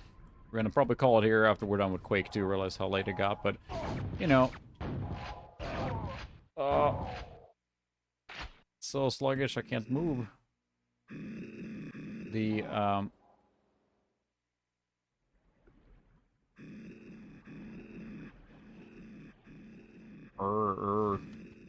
arg. The, machine is more suited for, you know, from my perspective, is more suited to, you know, your SimCity 2000, you know, Sim Tower, your entertainment titles, and that kind of thing, and I think that makes it worth having in a sense, especially with being able to put something like the BlueSCSI in there and be able to, you know, button up and be able to use it as a solid machine ready to go, right? Because sometimes I'm going to stream on it, or like, hey, let's stream the one game on Mac or something, and I like having the option just to pull it off the shelf. So what I'm going to probably do is take it apart, give it a good clean all the way through, because it is very modular in the sense that everything comes up pretty easy. There's one screw for the power supply, plus this bracket, and then the power supply just slips right out, straight up, through one connector. And it's so easy to work in, and that's something that Apple, of course, has abandoned long since. But the fact you can do that and have it as a functional, nice machine to go, right, is pretty cool. So, but yes, it can do Quake, and I think we can all agree that was basically the crisis for this machine. Not what it's designed for, but it can do it, right?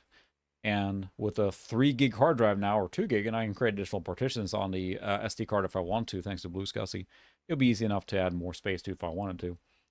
So this one will remain system 8.6. I don't think it's worth getting 9 on here, or even 7. Feels like a good sweet spot, and that's what I heard is 8.6 is probably the best one to run on a machine like this. So I am extremely happy that we got the network working tonight. We got the machine built, loaded, running.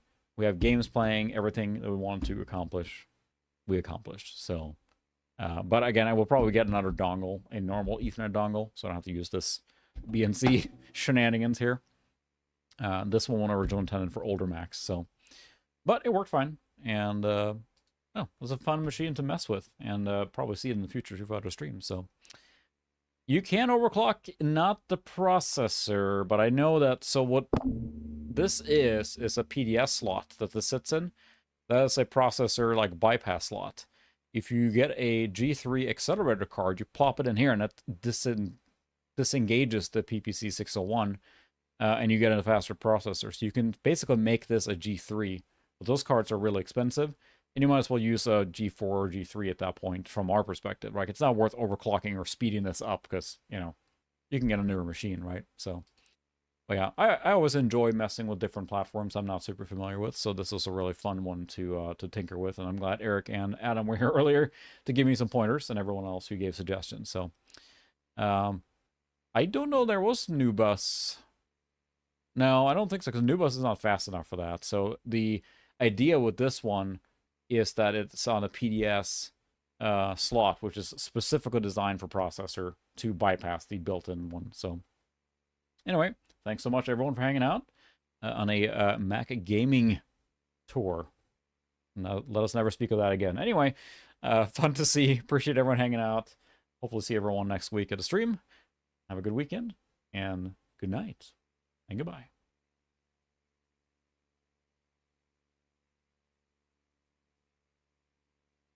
Like I should do the Mac boom when I leave now, so good night.